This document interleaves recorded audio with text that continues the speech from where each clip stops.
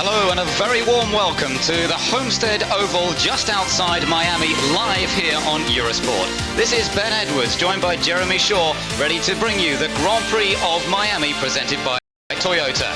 It's round one of the 1997 PPG Kart World Series, and lining up on pole position, as we've already seen, is the Italian Alex Zanardi, who's really impressed so many people in the world of IndyCar racing over the last year or so. He came in at the beginning of last year to this very race, put in a strong performance there, and really it's grown and built up ever since then, to the point that he really now starts this championship as the favourite. His teammate is the reigning champion, Jimmy Vasser. He starts a little bit further down the grid, but he still will be very strong. And watch out for this man as well. This is Maurizio Gugelmin. We know his name from Formula One from years gone past. He is really fired up this year to do a good job, and the Pac West team with the Reynard, Mercedes and Firestone tyres are looking extremely competitive. So Maurizio Gugelmin, who's been fastest in several of the sessions this weekend, starting from the front row of the grid, is one to watch. But also watch for Gilles de Ferran, the man who had this dramatic accident yesterday,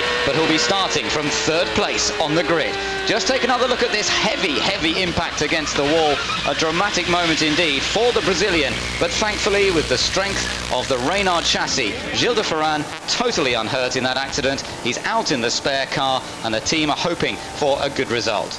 On-board cameras, we've got one with Michael Andretti in the Newman Haas Swift, another with his teammate Christian Fittipaldi. These are two brand new cars, built in America, built down in California in fact, and both of these drivers will be looking for improvement as the season progresses, both of them in with a chance of winning races. Some of the young guns, Patrick Carpentier, the French-Canadian, looking to follow in the footsteps of Jacques Villeneuve.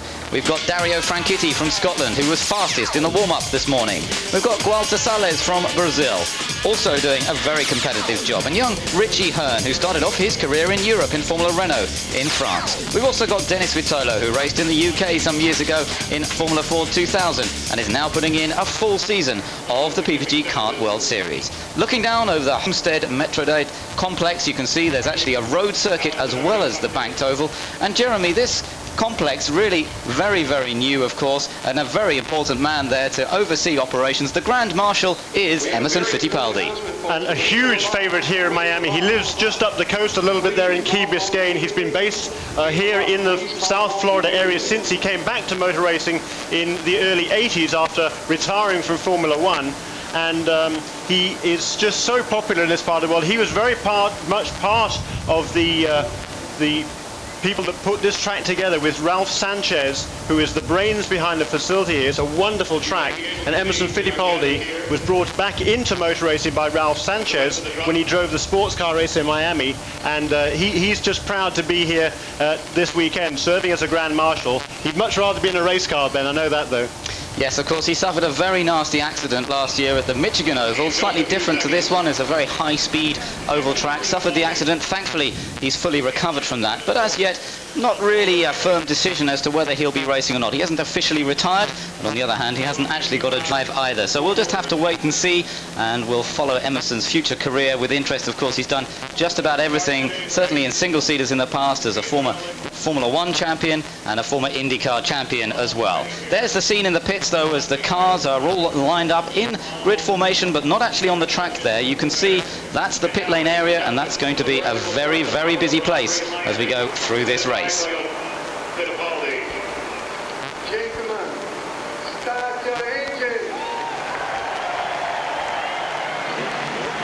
So the engine's being started up now, and there you can see Gilles de Ferran, the man who suffered that nasty-looking accident, out in the spare car. The Walker team have got that other car ready, and now really looking strong for this race, starting from the second row of the grid, so we'll be keeping a very close eye on him. And of course, Gilles de Ferran, a lot of friends and supporters in the UK and in Europe after a very successful European racing championships behind him. And another resident here of South Florida, he was living last year in Indianapolis when he drove for Jim Hall's team. Over the winter, he decided that Indianapolis was way too cold for him, so he moved down to Fort Lauderdale. Loves the warmth down here. He's really upped his training program over the winter, along with his countryman Maurizio Gugelmin. Those two are ready to go racing this year. So we've seen the front row of the grid. Now we look at Gilles de Ferran and Greg Moore, who will be lined up on the second row of the grid. And de Ferran, who had a strong race here last year, came close to winning running it, but couldn't quite because he was beaten by Jimmy Vasser, who'll be starting on the third row. But look there, Mark Blundell's right up there this time on the third row of the grid. Tremendous effort in qualifying yesterday, so let's hope it goes well for him today. Row 4 sees Parker Johnston, alongside him the first of the Ford runners. That's Raul Bazel from Brazil. Going from the fourth row back to the fifth row, Patrick Carpentier, the top rookie. Alongside him, one of the most experienced racers in the championship, Alonso Jr., starting from position 10, but definitely in with a chance of doing well and working his way up through the order. Then next up, it's Scott Pruitt, and alongside him, the former 3 times Indycar champion, Bobby Rahal. Never count him out either. He's qualified in 12th position, but he'll have been working on the race setup. Behind them, Dario Franchitti finds himself alongside one of the other great names of the championship, Michael Andretti. For Dario, it's going to be a tough afternoon as he learns to deal with oval track racing. It's quite different to anything he's done before. Christian Fittipaldi lines up on the inside of row 8 alongside the Canadian Paul Tracy. Tracy not quite as fast as Alonso Jr. in the qualifying, but once again he's feeling quite happy with the car. Good performance from the Italian Max Papis in the Toyota-powered car to be on the inside of row 9. Brian Herter, meanwhile, who challenged for the win in Laguna Seca at the end of last year, he'll be disappointed to be way down on the outside of row 9. Behind him, Gualter Sales and Andre Ribeiro. It's an all-Brazilian 10th row to the grid. Sales coming into his first season. Ribeiro on the back of some wins last year, but not looking so strong just yet. Richie Hearn is another youngster with a lot of talent. Watch out for him. He's alongside the Mexican, Adrian Fernandez, on row number 11. Behind them, Michel Jourdain from Mexico. The Mexican attack on the IndyCar series continues. He's alongside PJ Jones in one of the All-American Racers cars with Dan Gurney, the team boss there. The other car is behind. It's Juan Fangio, and Hiro Matsushita is alongside him towards the back end of the grid. And we've just got one more row after that. Row number 14 sees Dennis Vitolo, and the man who failed to put in a lap time yesterday, unfortunately, Roberto Moreno, but he will be starting at the back of the field. The cars now behind the pace cars, the PPG pace cars that lead them around. And of course, remember, they're all having to go out on cold tyres. It's an important point here, Jeremy. Unlike Formula 1, they do not have tyre blankets. They've got to start this race on virtually stone cold tyres. The other big change, of course, is a rolling start. So we have 2 pace laps here and a parade lap before they get ready for the start to get everything up to temperature, get the tyres up to temperature, get the oil and the water and everything else up to speed there before they go into the turn 1 there at best part of 170 or 180 miles an hour on the first lap even. It's very high speed stuff down here. We're getting ready for the start of this race.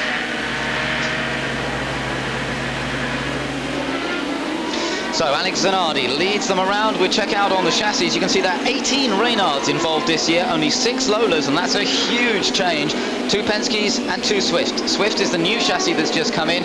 On the engine side, it's Ford that has the greater numbers, but Mercedes and Honda that have been looking stronger here at Homestead so far, and we're pretty evenly matched with the 2 tyre companies. 15 cars for Firestone, 13 cars for Goodyear, and the reports I've had, Jeremy, is that both tyre companies feel fairly comfortable so far this weekend. Yeah, I think there seems to be very little to choose between them this weekend. It was really the same all last year. It's funny, on some of the tracks, the Firestones had an advantage. On some of the tracks, the Goodyear seemed to have an advantage. Overall, they both led about the same number of laps during the season, so it's pretty interesting. And this weekend, I think there's very little to choose between them.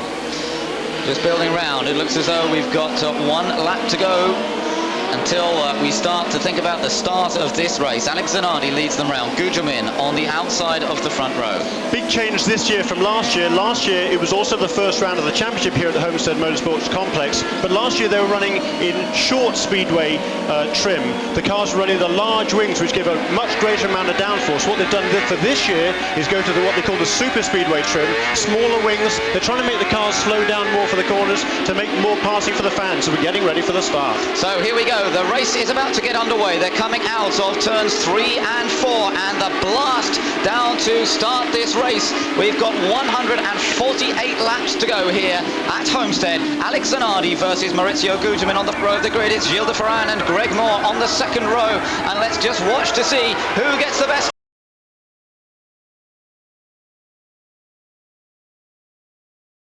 Across the line they go. It goes green. Alex Zanardi gets the best start. Maurizio Gugelmin does not make a good start. Greg Moore's trying to go around the outside, but in the end, Greg Moore has to settle back back into fourth, and in fact he's losing fourth. He goes back down to fifth position. But a great start from Alex Zanardi, and he's already opening up a bit of an advantage along the backstretch. Maurizio Gugelmin in second place, but it looks as though he's being passed for second as Gilles de Ferran goes up through the inside there. Gilles de Ferran moves into second place. Oh, this is great stuff, and Gugelmin now has got more pressure on from Jimmy Vasser behind by the looks of things. You're on board with Jimmy Vasser as across the line they go. It's Zanardi who leads at the moment. De Ferran in second place, Gugelmin is third, Vasser in fourth place, then Alonso Jr. in fifth. Greg Moore's dropped right down to sixth. It was a bad opening lap for Greg Moore. Parker Johnston in seventh, then Michael Andretti has worked his way up to eighth position already from 14th on the grid. Tremendous opening lap from Michael Andretti there, with Raul Boesel in ninth and Bobby Rahal 10th. And a huge lead for Alex Zanardi. There's the advantage of clear track here. He was able to pull out a large advantage. When Gilles de Ferran dived down there the inside in turn 3, he slowed himself and Gugelmin up considerably, and Zanardi was left with a clear track, and he's gone in the distance. He's more than 2 seconds ahead now after 2 laps of this race.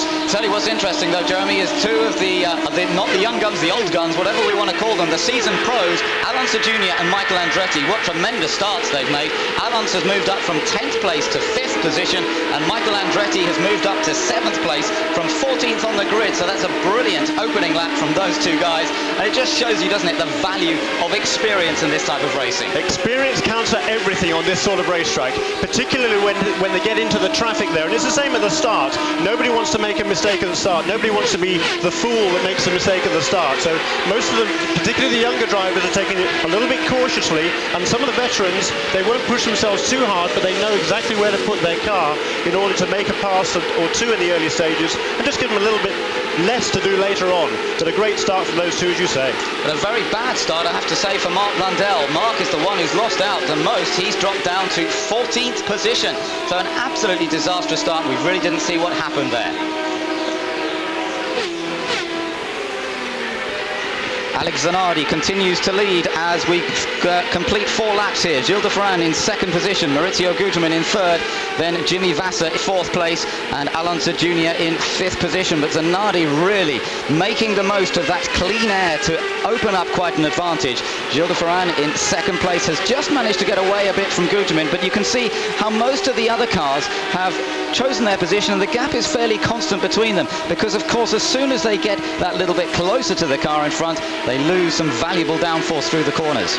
Turbulence is a major problem here for these cars, particularly with these smaller wings. They give a lot less downforce than they had before, and if you get close behind someone, it really is a problem. So particularly in the early stages of the race, they know there's a long way to go, 148 laps as we said. They're going to have to make, of course, at least 2 pit stops during the race, but they've got to look after their tyres. They've got to make sure they don't burn up the rubber too soon, and they'll do that if they get close behind another car, and they'll get a little bit more understeer, or perhaps the car will slide a little bit more and tend to overheat the rear tyre. So at this stage in the race, take it calm, take it easy, and take stock of the situation effectively. Now we're riding on board with Michael Andretti on this new Swift. Just watch the steering movement that goes into it. Obviously he's working the car hard, tucking it down close into the inside of the corner as he comes off turn 4. You're now heading down the main start-finish straight, and they're braking quite hard here. Down on the brakes, dropping down to about 165 miles an hour from over 200, building up the speed, then braking again a little bit for the second turn, and then hard on the power along that back straight. And these engines, even in their slightly reduced power form for this year, they're still producing around 800 brake horsepower, perhaps a little bit more. So they are talking about a lot of horsepower, and how you treat the throttle as you come out of these corners is so important. The man who seems to be making the easiest job of it so far is the Italian Alex Zanardi. There he is. He's opened up quite an advantage. It's 3.8 seconds, his lead over Gilles de Ferran. And he's keen to make use of his clear track in front of him, because he knows that soon enough he's going to be up behind the tail end of the car. There's a big dice there on the back straightaway. Michael Andretti trying to move up past Alonso Jr. Didn't quite make it. Parker Johnston is in the green and white car at the head of this train of 3 cars. But watch Andretti, always an aggressive race. Oh, he almost had to correct the car on the apex there. And on an O track, that can spell trouble. Parker Johnston in the green and white car. Alonso Jr. in the red and white. And in the black, the menacing black Newman Haas Swift, it's Michael Andretti running 5th, 6th and 7th places, these 3 cars at the moment. And Parker Johnston, no way near the same experience as the 2 cars behind him. But don't count him out. He's a very competitive racer. Yeah, just got past Alonso there, as you say, now in 5th place, Parker Johnson. That's a wonderful effort there. And coming up into now the slower cars. They're going past... Look at this, Andretti's alongside Unser. Sorry there, Jeremy, but he's just got it. He's done him. He's gone up into 6th place as they crossed the line. So Michael Andretti now is on the move, and I have to say, this is great stuff. A brand new car, this is. They've hardly done any running with it. It was built over the winter, a bit of testing beforehand, but already he's showing the colours of this car. It is not going to be one that's down the back of the grid somewhere. Yes, indeed. So he was so confident before the race meeting. He was saying he thought he was capable of qualifying in the top 5. He definitely thought he could win the race. They had some new car problems here Friday and Saturday. Didn't get all the laps they wanted on the car and didn't learn as much about it as they really wanted to. They actually switched to the spare car. This is not the car they planned to race. This is actually the prototype car, Chassis 01, and Unser doing a wonderful job. And it's interesting to see Alonso Jr. falling back there 2 places in those couple of laps. He's back now in 7th place, and Unser is the guy we really expected to be moving on up the field. So that's quite very interesting indeed. Max Matsushita being lapped already by the looks of things, and that's given Vassar a chance to get past Guterman. Vassar down the inside of Guterman into turn 1. Meanwhile, Michael Andretti is also on the move, perhaps getting past Parker Johnson, or is he going past back Marcus? We try and see which car that is just ahead of him. Has he managed to get past Johnson? We'll see that in just a moment. Meanwhile, a good move from Guterman. In fact, yes, he's right up there with Guterman now. So Michael Andretti really on a tremendous charge. Guterman's in trouble though. He's slowing down a little bit there. Is he? Difficult to tell. Momentum, I think, Ben. I think it's the momentum. He lost the momentum because of that slower car going through turn 2. That allowed Andretti to get a run on him down the backstretch, and at the same time, Guterman tried to hold Andretti off into the turn 3. So again, he lost some more momentum there. Again, it's all about experience on the ovals. You're on board with reigning champion Jimmy Vassar in the Chip Ganassi, the Target-sponsored car. This is the team that Michael Andretti drove for, funnily enough, when he returned from Formula 1, and he's now chasing after Vassar. This is tremendous racing. Vassar's in 3rd place. Andretti's in 4th position. Guterman has now dropped back to 5th. Parker Johnson is in 6th. Alonso Jr. 7th. Greg Moore is in 8th. Then Raul Boesel in 9th place. And Bobby Rahal 10th. For the other European drivers, then Mark Blundell is down in 14th position, unable to move up as yet, and Dario Franchitti in 15th place so far. But let's concentrate back on the battles. Jimmy Vassar there, running in 3rd place, qualified in 6th position, but with his teammate Alex Zanardi running away up front. Vassar now beginning to make his presence felt, but not far behind him is this man, Michael Andretti. Behind them, Guterman just dropping back a little bit further. He's about, let's see, well, he's dropped back behind Alonso Jr. now, Guterman, so whether he has got a problem, it's certainly not running as competitively as he was earlier on. Yeah, a lot of people yesterday were saying when they run full tanks, the car is laden down with fuel, and as the fuel load lightens, the tyres just get a little bit more worn, and sometimes the cars tend to go more towards oversteer, or loose, as they say on the oval. The back end wants to come around on the drivers, and that's not a comfortable feeling apart from anything else, far from it. It just gives the drivers a little less confidence. So, with Alex Zanardi leading at the moment to Ferran 2nd, Vassar 3rd, let's take a break.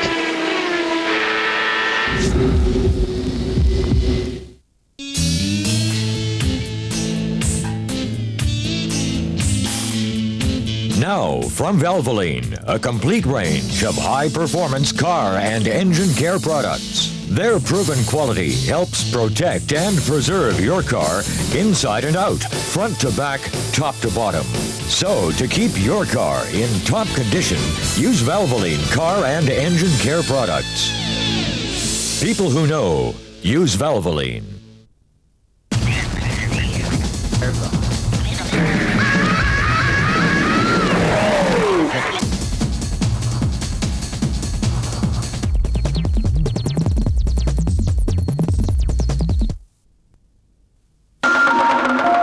See 17 video channels in all classes. Hear 22 channel sound and a phone in every seat. Feel More space. Experience Emirates new 777. You won't believe it till you see, hear, feel it. Came here to fire you, Jerry. There's no real loyalty. And the first person who told me that, Jerry Maguire, was you. I think I was trying to sleep with you at the time. Well, it worked. I'm not gonna do what you all think I'm gonna do, which is just flip out! He said, I don't know what it's like to be a black person. I'm Mr. Black People. You come after me, and you will lose. Tom Cruise. No, just listen to me. You know that feeling? Jerry Maguire.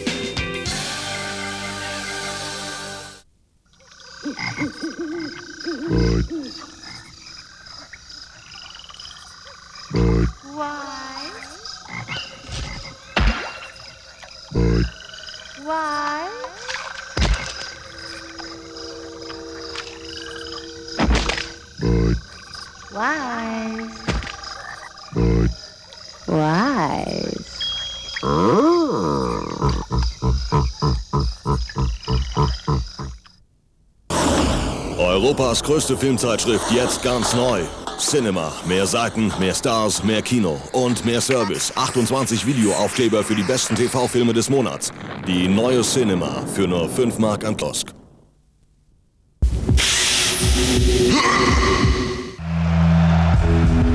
Back live to the PPG Kart World Series with Valvoline Motor Oil.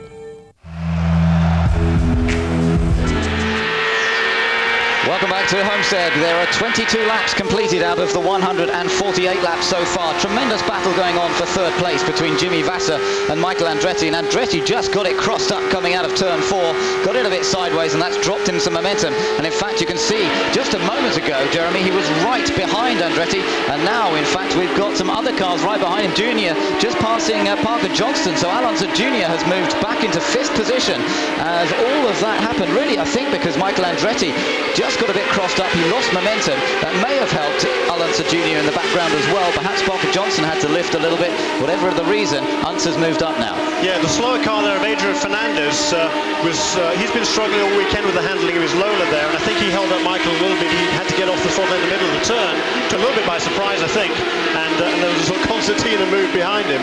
But a great dice here for second place. The leader, Alex Zanardi, 23 laps in the books. He's 5.5 seconds ahead. But this great dice for third place now with Vasser and Andretti being at it for quite some time, and joined in now by Alonso Jr. and Parker Johnstone. It's really hotting up already in the early stages of this race. Don't forget, if it stays green flag all the time, we were expecting probably 2 pit stops, but I very much doubt that it will be green flag all the time. Of course, as soon as there's an accident, the yellow flags will come out, and then of course teams have to decide whether or not to come into the pit lane and do their refueling and tyre changing at that point. But at the moment, we're not really anywhere close to making pit stops. We're concentrating on the running, and it's Zanardi who's still building up an advantage. The blue flag there waved by the official start here, Jim Swintal. His right arm's going to be pretty tired at the end of this day. It's really just a warning flag for the slower drivers, as if they don't know that there's other cars coming up behind. But it's just a little safety thing, and the drivers know that they need to be watching their mirrors as much as they can. But when you're going 200 miles an hour, it's pretty difficult to be glancing in your mirrors all the time. So there's the flag just to warn them that there is another car very, very close behind. On board with Michael Andretti once again in 4th place. Let's just update you on the full positions at the moment as Zanardi continues to lead. De Ferran still in 2nd place. You ride with Gilles De Ferran now in 2nd position, chasing after Zanardi. The gap 4.2 seconds currently. Behind De Ferran is Jimmy Vasser, then Michael Andretti, then Alonso Jr. And the top 6 is rounded out by Parker Johnston. 7th place, he's still there. The problem doesn't seem to be too bad, but Maurizio Gugelmin not able to run at the leader's pace. Then it's Greg Moore as we've got coming into the pits. I think that's Juan Fangio again. He's been making several pit stops already. Obviously not going too well, that car, as we flick back and looking quickly at Alonso Jr. Coming into the pits, in fact. It looks as though Little Al's come into the pits. A little bit of smoke at the back of the car. Was there there? It looks as though there are problems for the Penske. Yes, definitely. It looks as though it's blown already for Alonso Jr. when he was running so strongly. That's very, very early indeed. We were thinking they were going to be making pit stops. If it went green all the way, they were going to be making stops after sort of 39, 40 laps maybe. Between 40 and 45, that's certainly very early. And here comes the engine cover off, so obviously serious problem for Alonso Jr. That's a great shame. He was running very strongly indeed. Yeah, pity, because he was in that battle with Jimmy Vasser, Michael Andretti and Parker Johnston. It means that Andretti's 4th, Johnston 5th, Greg Moore 6th, then Gugelmin 7th. Bazell is in 8th place. Paul Tracy in 9th, and then Scott Pruitt in 10th. Let me just tell you that Dario Franchitti, as unfortunately we see Alonso Jr. getting out of the car. So it really is the end of the day for Hunter Jr. and what a poor start it is to the season for him. A great disappointment. We saw Roger Penske. Bobby Rahal's coming into the pits. Now this is still very, very early. Is there a problem for Bobby Rahal? Rahal's been running quite a long way down the order. Yeah, he was inside the top 10, but clearly has dropped back just a little while ago, and troubles there for Rahal. He's already 2 laps down. He's made an extra stop there, which we must have missed, I must admit, Ben, but more problems, as you say, for Bobby Rahal. Here's a battle for second and third place. In fact, yeah, third and fourth place with Vassar in third, but watch Andretti, look how close he's got once again.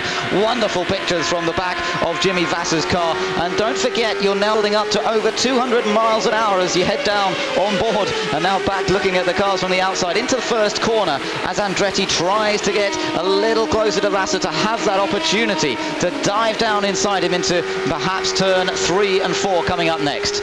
Yeah, a great dice going on there. In actual fact, up at the front, Alex Zanardi has been held up by some slower traffic, and Gilles de Ferran actually got within a second or so of him the last lap around. I'm sure we'll catch that for you in a minute while we're concentrating here with Andretti. You can see him holding the wheel there through the corner. Nice constant arc on the wheel through the corner, which is exactly what you need. Got to be smooth, not to burn up these tyres. You can see in the positions how close Zanardi and de Ferran have got, just under a second now. Then the battle here between Jimmy Vassar in the red car, Michael Andretti in the black car, Parker Johnson a bit further back. Oh, and de Ferran's got into the lead. Zanardi slowed down. What is going on? Alex Zanardi looks as though he could be in trouble. Gilles de Ferran is the new leader of this race, or has Alex simply made a mistake? Very difficult to tell, but Zanardi back to second place. Very interesting though. It's difficult to say what happened. Didn't seem to be traffic up there. It just seemed that he went in a little bit too deep maybe. Had to get right out of the throttle. Gilles de Ferran says thank you very much indeed. Through into the lead. Look at this knot of cars here as they're coming up to lap them. Yes, there's Mark Blundell. Yes, Mark is in 17th position at the moment. He made a bad start. Let's just listen to Al Unser. From that 5th row up to 5th, then things started to deteriorate. What happened? Well, we had a good start and so on, but the car, I lost those couple positions because of traffic. I run into traffic and the guys had to run on me. Traffic's going to play a big, major part in today's race, but you know, the Marvel car was going great, and you know, we were just basically running some laps, seeing who's going to go off or who's not, and I was in a real comfortable position for the time in the race, and the engine let go. I don't know exactly what happened to it, but in a year when you try to shake away some of the disappointment of last year and you have great expectations, this has got to really hurt a lot. It hurts, you know. We did a lot of testing down here preparing for this race, and to see us go out like this before even half distance is a shame. But I would say hi to little Al and Cody and Shannon and Shelley and I's new little boy Joey, and thanks Al.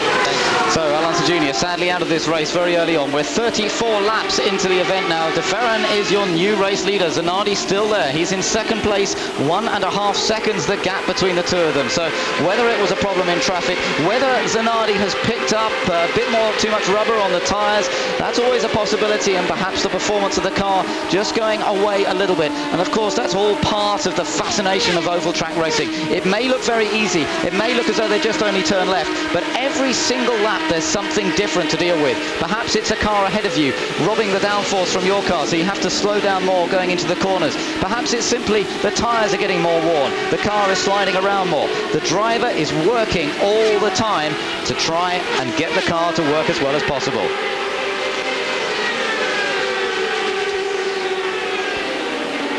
Alex Zanardi then in second position to Gilles de Ferran. Michael Andretti running in third place. Jimmy Vassar in fourth. Parker Johnson is in fifth place. And then Greg Moore in sixth position. And they really are lapping the other cars very, very quickly. There you can see a rundown down to 12th place. See, Guterman's dropped down to 9th position now. Patrick Carpentier, the youngster, in his first proper championship race in 12th place. That's a good performance. Let me just tell you that Dario Franchitti is 1 place behind him in 13th position. Mark Blundell is down in 17th place though. That poor start, he's really not been able to work his way up since then, so it's proving to be a difficult afternoon. On board with Bobby Rahal briefly, but Bobby's running quite a long way down the order. We saw him in the pits earlier and he's running in 22nd position, and his teammate Brian Herter running in 14th, so it's not an ideal start to the championship for Team Rahal so far. But for Gilles de Ferran, a new team for the 1997 season, and so far so good, but don't forget we're still in the very very early stages yet. We're not quite at 1/3 distance as de Ferran, there he is in the Valvoline car, continues to lead. Doing a wonderful job out in front, really maintaining a very, very good pace. They're lapping mainly in the 31s second bracket, maybe 32s, particularly when they get some slower cars, but just doing a fine job taking care of the car. We're coming up now to the pit stop window. Under green, let's say somewhere between 39 and 45 laps, I expect the leaders to be into the pits. We're now on lap 39 as Gilles de Ferran comes up here to take the flag. That's 39 laps in the book, so pretty soon now will be first pit stops, but what a fine job he's doing. And there is Michael Andretti into second place ahead of Alex Zanardi. Yes, there's been a change. We haven't seen it on screen, but we can tell you from our timing monitors that Andretti is now in second place and Zanardi back to third. But don't forget the pit stops are coming up. It could all change around from that. Vassar is in fourth place, Johnston is in fifth, and then Greg Moore in sixth place. But for the moment, the Brazilian Gilles de Ferran, a former British Formula 3 champion when he was driving for the Paul Stewart racing team and had a long association with that team, a long association with Jackie Stewart as well, and was even considered and talked about a possible Formula 1 driver for Jackie Stewart. He decided to stay over here in the United States. He's put together a great package with the Walker Racing team, and there on board with Jimmy Vassar, you could see there, Jeremy, he was having to work the wheel quite hard, but we're into the first round of pit stops. This is Christian Fittipaldi, and Christian was running quite a long way down the order. He had a bad start as well. He's in 19th position as he comes into the pits, and let's watch this first round of stops there. Pits quite a long way down as the team goes to work. Limited number of mechanics allowed on the car, or is there a problem here? Look at the man at the front. No, that's just the kart official making sure there's not too many people around. Something wrong, yeah. I don't know quite what he's weighing, but something at the back of the car perhaps. Christian doesn't seem to know though. His body language seems to indicate he's not quite sure what's going on here. So a little bit of confusion there as to exactly what the problem is. Christian Fittipaldi was in a little bit early, so perhaps some sort of mechanical problem. And it's possible, of course, he may have been leaking some sort of fluid. That may have been the reason. He may have been called in by the kart officials. That's very true. You know, on the ovals, the slightest problem there is on the track, anybody dropping just the slightest bit of fluid, they will throw the yellow flag or they will black flag the car. So Gilles de Ferran leads, 42 laps completed out of 148 now. There's a great shot of the track, this sort of rectangular shape. We keep calling it an oval, but when you look at it, it's much more of a rectangle with 4 distinct corners, and quite different to some of the other oval tracks where turns 1 and 2 are really blended into one long sweeping corner. And for the drivers, in fact, it makes life a little bit difficult. It's not the most popular circuit, this one, amongst the different drivers. They feel that it's a little bit dangerous in its layout. If the car goes wrong midway through the corner, then they're headed straight for the wall. Christian Fittipaldi there does look at Jeremy as though it is the end of his day. Yeah, what a shame for Christian Fittipaldi. Michael Andretti, however, his teammate, is just flying. He's setting some very fast laps. He's just over a couple of seconds behind Gilles de Ferran, and his last lap here, 30.5. He's flying. There comes Parker Johnstone, running in 5th position in for his first scheduled stop. So this is the Team Green car, the team of Barry Green, Tony Cicali, who's the engineer, the team that ran Jacques Villeneuve a couple of years ago. Let's watch this pit stop. The fuel goes in the overhead hose. Remember, it's a methanol fuel that goes aboard an Indycar. They run on methanol rather than petrol, and in fact they're much more thirsty running on methanol, so they have to put even more fuel aboard the cars. Pretty good stop though. They've got the tyres changed, 12.3 seconds. Excellent stop. Anything around about 12 seconds, less than 13 seconds is an excellent stop. That's 35 gallons of methanol fuel in the car, 4 tyre change, and of course they're only allowed 5 men over the wall to do that service, unlike in Formula 1 where you have 16, 17 people sometimes working on the car. Oh, that looks like Dario Franchitti has had a nasty looking accident there. Can't quite see which corner that's on at the moment, but Dario Franchitti, and looks like he's got his hands up. That's a good sign. That was a good sign. He's ripped off the rear corner of the car, and the Scotsman, in his first ever race on an oval track, he has become the first victim of the wall here this afternoon. The exit of turn 2 there, Dario hit the wall. We didn't see the accident happen. He seems to be fine. The safety car, the safety team right there on the job immediately. They'll be making sure he is okay. We can see the mark on the wall into turn 2. Let's see if we can find out what happened here, John. Well, he's up on the grey stuff very early in the corner. Oh, and that really was. Now, that's exactly what I was just talking about. The nature of these corners means when it goes wrong, they do hit the wall at a nasty angle, although in fact, it wasn't that bad an angle. It hit the rear really more than the front initially. It would have been a hell of a shock. The impact would have been a big shock to Dario, but I would say hopefully that he will be unhurt from that. There he is. Well, great to see. Wonderful. Dario stepping out of the car, and his first race here in the United States ends in dramatic fashion, but it is not an easy way. Let's just listen to what happened to Christian Fittipaldi. What the problem was, Christian? There was a big oil leak in the engine, and then they black flagged me because of the oil leak, and that's the way it goes on the rule books. It's unfortunate because the car was handling perfect. I did a very bad start. I just took it very easy. I was afraid of some accidents, and then I was really passing people on the track, which was very difficult here. And I think I was from like 16th, 17th up to 10th, and you guys can see how also Mike is going pretty good. So I was really optimistic of finishing in the top 3 today. The car and the race conditions was handling perfect. So guys, no question, even though he's out, thus far the jury is in terms of the performance of the new Swift, and it gets an A. Now, we are under yellow flag. The pit lane is closed at the moment, but in a moment or two, when the CART officials decide, they will open the pit lane, and the drivers who are on the lead lap will be able to come into the pit. So we are expecting a lot of pit stops coming up. Pit stops are due very soon, with Gilles de Ferran leading this race. Andretti in second, coming into the pits. Michael Andretti coming into the pits now. Andretti in, and these are some very important stops coming up.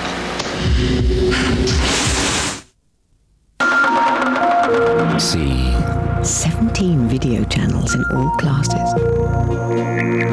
Hear 22 channel sound and a phone in every seat. Feel space.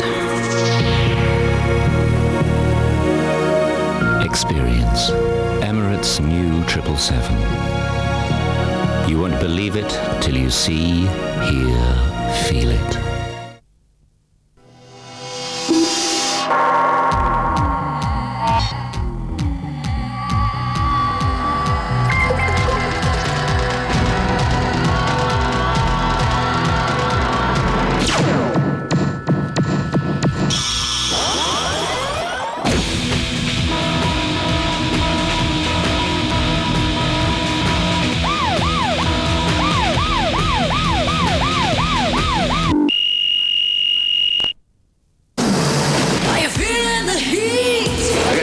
For you. Seek help. Touchstone Pictures presents Eddie Murphy, the man armed only with his intelligence and his mouth. Hey, that's my car! Metro.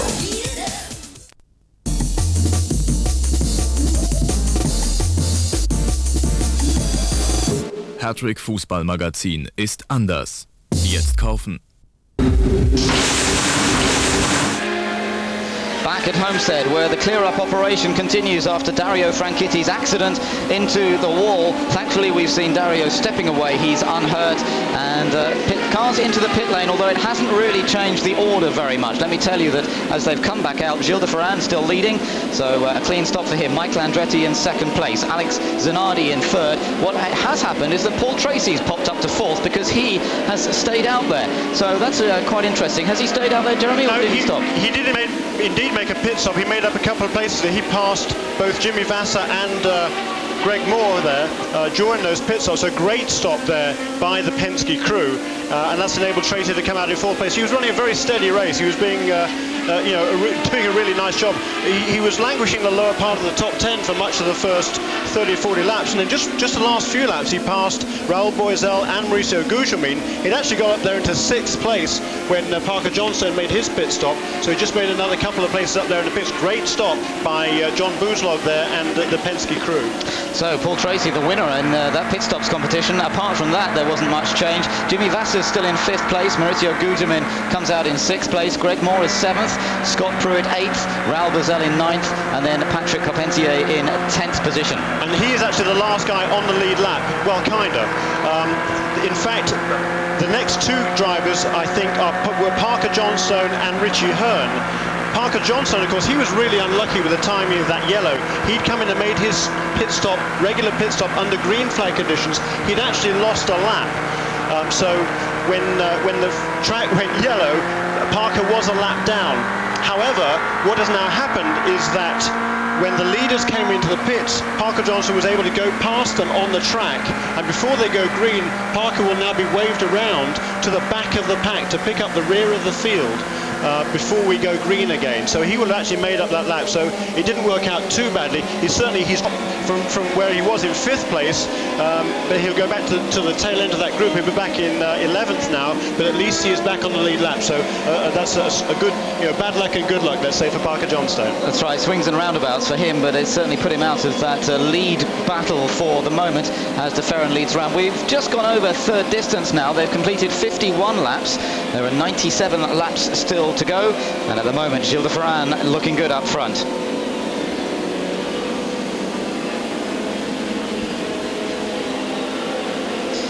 De Ferran leads behind the pace car as we're into this first yellow flag period. The accident of Dario Franchitti when he was running well in 13th position. He has done a superb job so far, and I have to say it's the first time that we've seen Dario in trouble.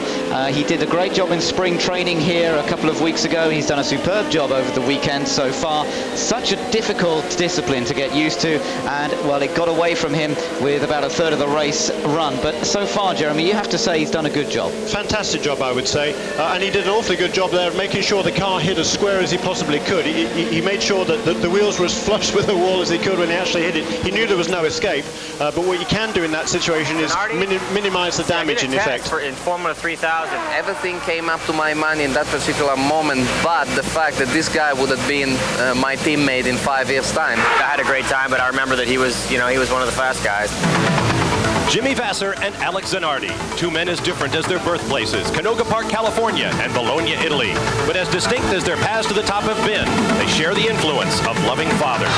My father used to drag race out at Irwindale drag strip in Southern California. In 1980, my father bought me the first go-kart, and that's how I started. I think I was probably 3 years old, and I was racing 3 years later in quarter midgets.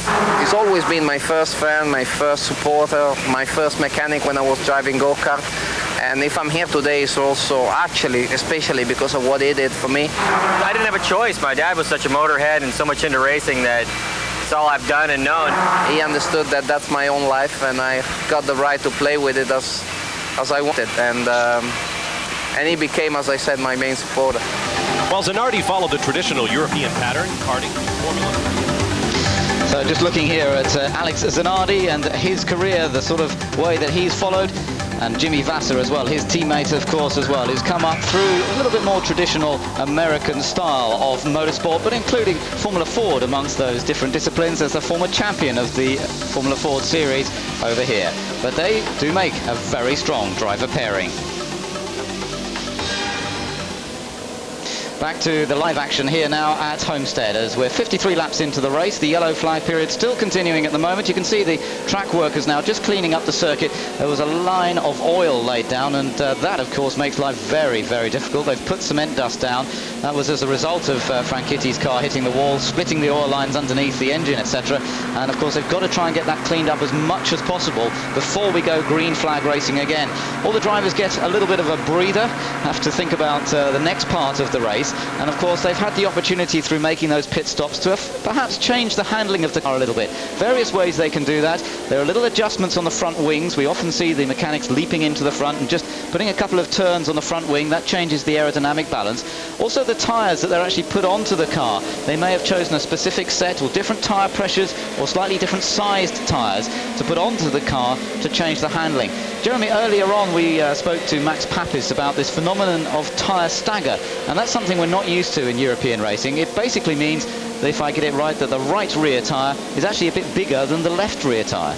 That's right, the circumference of the tyre, and that's because we're only turning left here on the oval, so if you have a slightly bigger tyre on the outside, if you think about it, if you have a paper cup, the top of the cup is wider than the bottom of the cup, and if you put that on its side and roll it, it'll roll towards the smaller end of the cup. And it's the same principle here with the tyres on the back end of the car. It just helps them turn into the corner a little bit easier.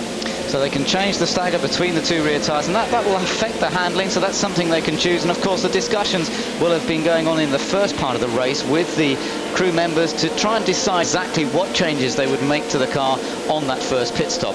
And as long as you manage to stay on the lead lap, and as we mentioned earlier that we've got about 10 cars that are on the lead lap, if you can make the right changes at the right time during the course of the race, you've always got an opportunity to win a race on an oval. I think that's what makes it so interesting, is it always keeps the competition open. Yeah, and not showing your hand too soon. It's the last 20 laps that really counts. It's the last lap that counts the most, of course. The first, the first 50 laps, 100 laps doesn't really matter. As you say, as long as you can keep on the lead lap and maybe fine-tune your car a little bit so it's ready to go for that last burst towards the end of the race. There you can see the standings at the moment. Gilles de Ferran leading, Michael Andretti in second place, and to a certain extent that's been the story of the race so far. Michael Andretti's remarkable charge up from qualifying in 14th place now to be running in second position.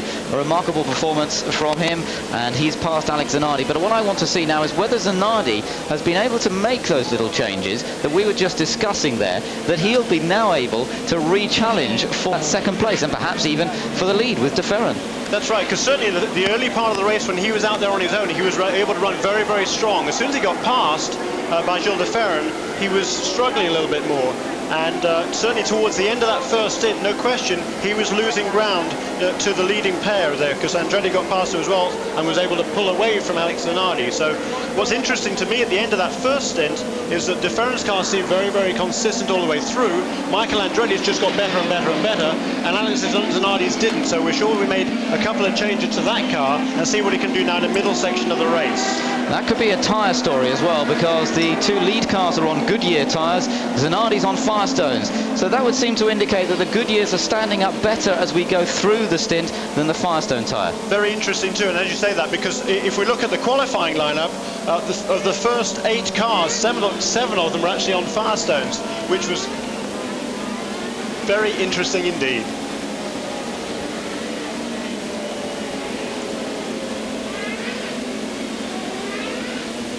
We're getting ready to go green racing once again here as round comes Gilles de Ferran leading. Now all the lead cars are now on the inside of the track. On the outside you can see the cars that are a lap down or more. So Parker Johnston leads that little group around with Brian Herter behind him and then Mark Bundell. But it's the inside line you want to be looking at, because those are all the lead cars. There's de Ferran leading, the black car of Andretti, then the red car of Zanardi. Behind him is Paul Tracy in the Penske in 4th position, then Jimmy Vasser in 5th, and then Maurizio Gugelmin. You can just see him in the red and white Pac West car. He's got the sort of yellow and red crash helmet colours as they come round once again.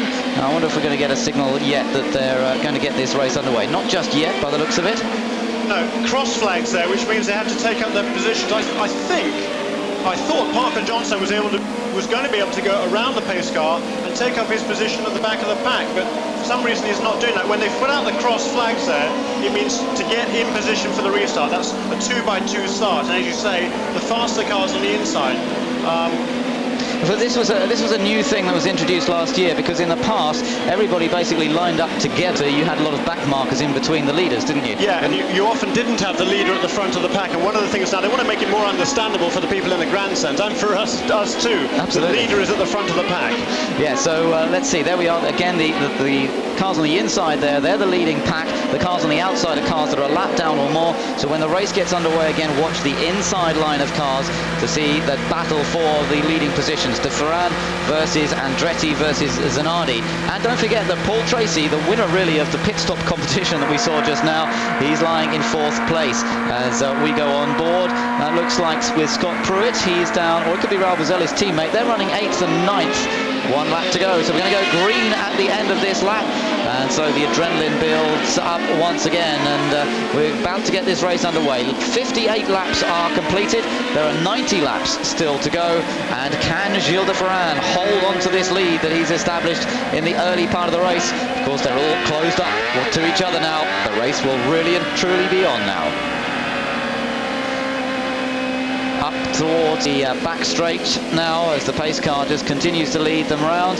And the question is now, what this reminds me is last year when Gilles de Ferran at a restart actually got blown away by Jimmy Vasser, but it caused some contention, didn't it? Well, what was interesting last year, it was before we brought in these new rule changes. So for the restart, those two were back in the pack, and as they came up for the restart, the race leader, de Ferran, was held up by a slower car, and that's what allowed Jimmy to get the run.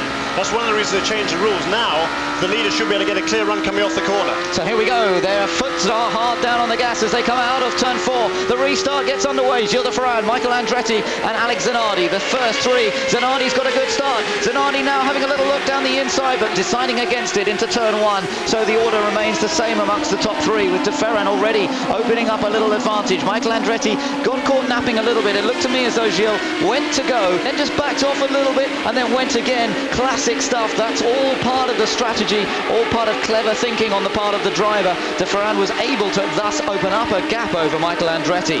Meanwhile, Paul Tracy in 4th place has got to get past the lapped car now of Parker Johnston. But as we know, Johnston was running very quickly earlier, so that could cause him a problem because they'll be running at more or less, I should think, the same pace. Great restart there for de Ferran. Once again, the advantage of clear track in front of him. He'll be trying to put a little bit of daylight between himself and Andretti before, maybe in sort of 15-20 laps, they come up again to some slower traffic.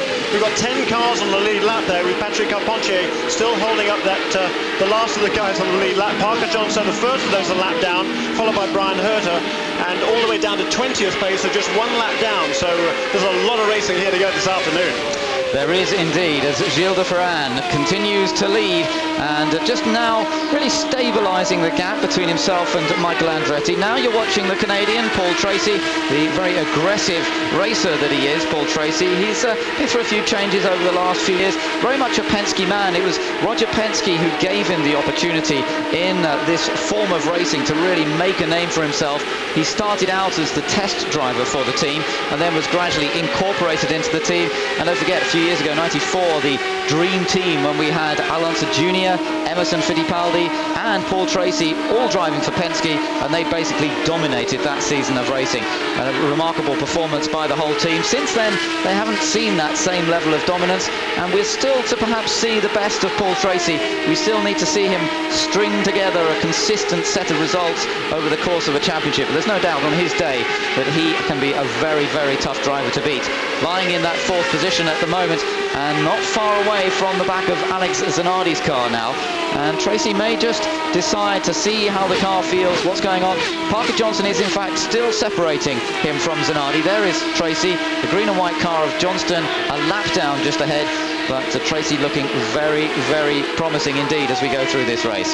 Yeah, you know, it's not impossible to make up a lap here.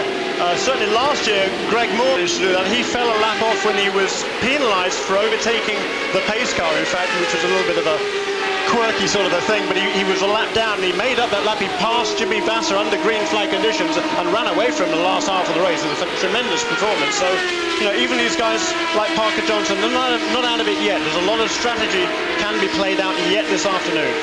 Michael Andretti closing up a little bit again to Gilles de Ferran as the lap continues. It's down to half a second, the gap between these two.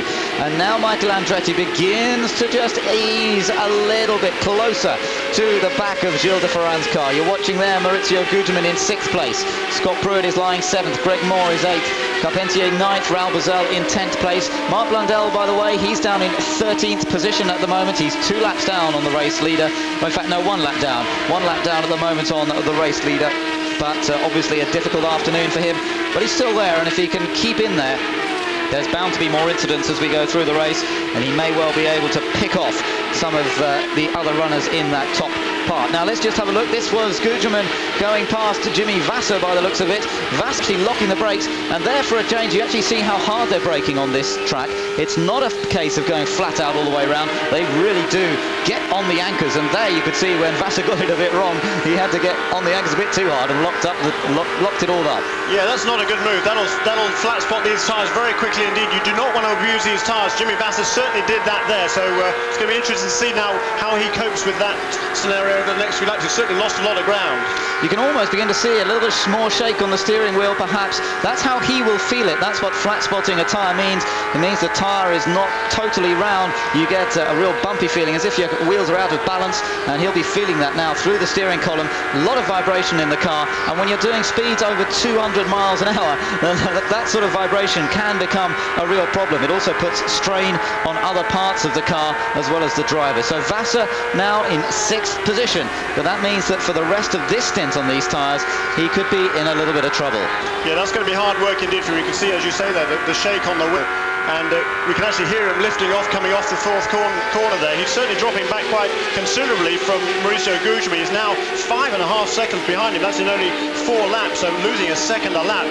He's quickly going to be coming to the clutches there of Scott Pruitt, who's in... Oh, we've got another car off. That's Gilles de Ferran. That's Gilles de Ferran. That's our race leader. Gilles de Ferran is out. He's lost it, and he's crashed into the wall. What drama again, and it looks as though there was maybe a back marker. Michael? I don't know. I can't see who that is. No, it's not. There goes Michael past. Right, so Michael's still there. It looks as though Gilles, the gesture he gave was, what on earth were you doing? Sort of a gesture to whoever else that is, and hopefully we'll get an idea in a moment as to who he's tangled with. But poor old Gilles, what is going on here? Let's have a look here. See if we can work out what happened. He's on the coming down on 2 cars there, and the second car just shut him down. Dennis Vitolo it was, and he just obviously didn't know that de Ferran was there, but Gilles perfectly justified in waving his arms like that.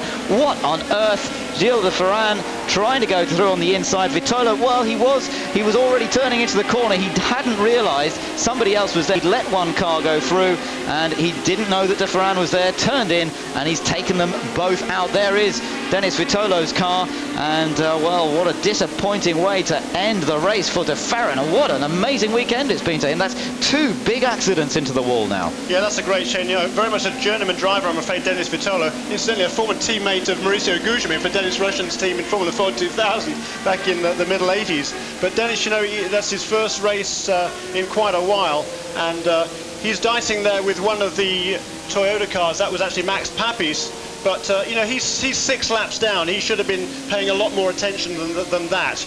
Of course, you can see, yes, he's let Papis go through, and then as they come into the corner, he's just squeezed down, and de Ferran was quite a long way down on the inside. He obviously wasn't aware at all that he was there. No, I tell you what happened there, I think, is that Papis seemed to slow down much more than Vitolo anticipated, and Vitolo, he can't stand on the brakes for that because he's going to crash himself.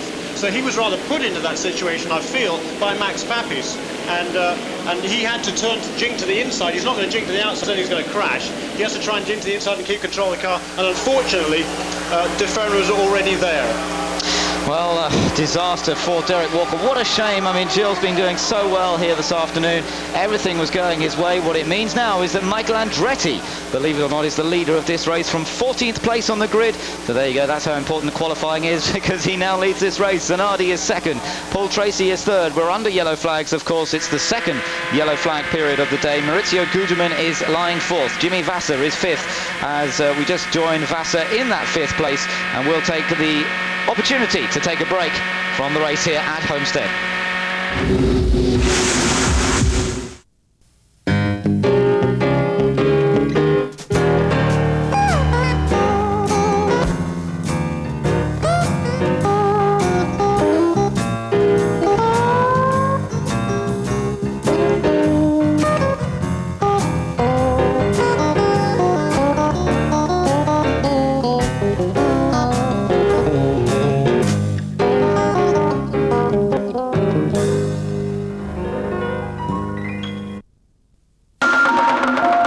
See 17 video channels in all classes. Hear 22 channel sound and a phone in every seat. Feel more space. Experience Emirates new 777. You won't believe it till you see, hear, feel it. I truly love France. That's number one. J'aime la France. Moi aussi. J'aime la France. J'aime la France. Les droits de l'homme, la culture, l'amour. J'aime la France. J'aime la France. J'adore la France. J'aime la France et je l'aime. Moi j'aime la France. Oui, j'aime la France. J'aime la France. I know Shatam. Is that the way you say Shatam?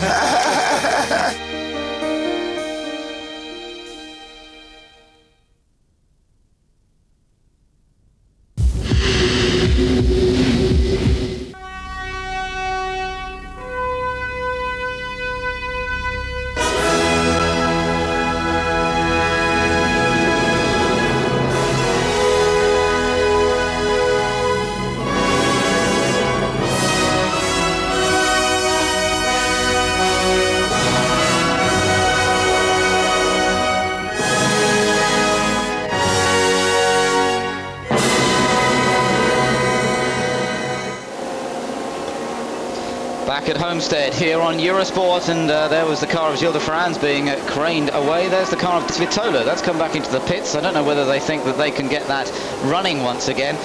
It's funny, isn't it, Jeremy, that Dennis Svitolo, we were talking about him a little bit in the qualifying program. His main claim to fame in this type of racing in the past was the accident he had with Nigel Mansell a few years ago, and here we are. He's back into the championship, and the first race of the new season, he takes out the leader of the race. Amazing. He's not going to be the most popular man around, is he? I think Nigel will certainly sympathise there with Gilles de Ferran. Although, as we said a little bit earlier, I think Max Papis was certainly as much involved in that as we see it here on the replay. They're coming out onto the back straightaway here as Gilles de Ferran sees the two cars up in front of him. There goes Papis down the inside. He goes past Vitolo, but look how much there Papis slowed up, and that certainly took Vitolo by surprise. And listen to that noise, Jeremy, when it hits the wall. I mean, the bang, even though he'd taken off quite a lot of speed there because the car was on the brakes, it was all locked up, but when you hit the wall, it really does make a big bang, doesn't it? Boy, doesn't it just? And, you know, there's de Ferran hanging on again. That's the second time in 2 days. He won't be... he knows what it feels, and he doesn't like it. Just out of the corner of the screen now, I couldn't help but notice, I think it was Jimmy Vasser, only just missed the spinning car of Dennis Vitolo there. And I think he got through unscathed, but boy, that was pretty close. Vitolo climbing out of the car as we see in the pits. So those two are both out of the race now, and Andretti out in front, and boy is he looking strong. He is, isn't he? This the new car, the Swift chassis that's been put together in the States. We're looking back a little bit. What happened the other day? This was on Thursday when some of the drivers took the opportunity to enjoy a little bit of a Harley-Davidson ride from the center of Miami down to the circuit here, and it's good to see a nice parade of rather splendid looking motorcycles. A bit of a cloudy day that day. I'm glad to say that it's got a bit more sunny since then here just outside Miami, in the sunshine state of Florida. And of course a bit of it's beautiful weather. It's been absolutely gorgeous since we've been over here. Jeremy, you've been living in the States now for 12 years. Of course, last year they didn't really have very seasonal weather here for the race, did they? It was miserable down here, Ben. It really was. It was overcast and this sort of drizzle in the air. It was very, very strange. And you know, a lot of the time we were just waiting for the weather to clear. We had a long red flag period. It wasn't really raining. It was just sort of misting. It was very, very strange. Most unseasonal for this part of the world, but it's more than making up for it this weekend. And boy, what a race we got on our hands, haven't we? Tremendous. Really, so much action going on at the moment. We've got another little breather. You can look at the road circuit, by the way, down the inside of the field there, the inside of the banking. They use that road circuit as well here. Yesterday we had a race that combined a bit of the oval track and a bit of the road circuit as well. And then we've got that rather picturesque little lake on the inside. Often there are lakes around the oval tracks because they use the earth and the whatever from what then forms the lake to form the banking around the outside of the track. Yeah, that's right. In fact, we're talking of the banking here. Ralph Sanchez, the proprietor of this facility, is actually going to be rebuilding this track over the summer, and they're going to make constant radius corners at each end of this racetrack. So rather than 4 distinct corners, as we can see quite clearly here, he's going to even out those 2 corners on either end and make it one long arc, and that's an enormous amount of landfill that's going to be brought in to make those changes. I think something like $6 million is the anticipated cost of those changes, so that's absolutely astronomical. It's just, he really wants to, they're doing it in order to try and promote closer racing and just make it more easier for people to make overtaking maneuvers. Nowadays it's very much a one groove track in this 4-cornered layout, and they think by going by longer corners that they will make it a little bit easier to overtake. Yes, it's such an important facility here. It's in an area that was actually hit by a hurricane a few years ago. And as you look around the surrounding scenery, you can see it's fairly bleak in some ways. It's really in the middle of nowhere, this track. We're about 30 minutes drive from Miami itself, so not that far away. But the actual area that we're in is really it's a very flat area, quite bleak. There's nothing much here except for a race circuit that suddenly comes up at you as you drive down into this area. And the Florida Keys, of course, only about 20 miles south of here, on down to Key West there, so it's certainly a beautiful area, great for snorkeling. I know a lot of the teams came down here a little bit earlier just to get a bit of relaxation before we get into this race weekend. So we see Jimmy Vasser in the pits. Now that's interesting. Now that's a tactical move. They decided to make a second pit stop. We're on lap number 76. It's an interesting move, that, because they are pretty much going to have to make another one. A bit, and he got a run out of me out of 2 down into turn 3, and I let him by, and I didn't think we were for position, and then he just really got on the brakes and kind of checked me up a bit. I got very close to him trying to avoid him, and I think the Ferrin tried to follow him through, and there just wasn't room for all 3 of us. I think it was just one of those situations. We all just got checked up too close behind him. Thank you very much, Dennis. Bob? So Dennis Vitolo there, the man who was involved in that accident, and as you said, Jeremy, he really felt that he'd been slowed down by Max Papis coming into that corner, and that was the reason. But we're about to go green flag racing once again. Michael Andretti leads the field as they start lap number 77. We're virtually at half distance now. Lap number 78, Andretti goes on to, and he leads from Alex Zanardi, who in fact is third on the road. You've got the white and green car of Parker Johnston up there in, he's actually lying in 10th place. He's a lap down. Zanardi is in second position in the red car. Paul Tracy is in third. Gugelmin fourth. Scott Pruitt is in fifth. Then it's Greg Moore, Patrick Carpentier. He's moved up to 7th place now with Jimmy Vasser coming in. Then it's Raul Boesel, and Jimmy Vasser is now in a 9th position, and we'll have to watch that. Could be interesting. Perhaps on if we have some more yellow flag periods, that really could play into Jimmy Vasser's hands. There you can see the top positions, and moving now up into a point scoring position is Mark Blundell. He's now in 12th place. And challenging Brian Herter as they went into turn 1 there. I'm not sure whether he made the pass or not. I don't think he did, but going well there, Mark Blundell. He's into his stride now. He feels much more comfortable, more confident. Jill DeFerrin, after running so well, so strong, to have it end this way, your feelings?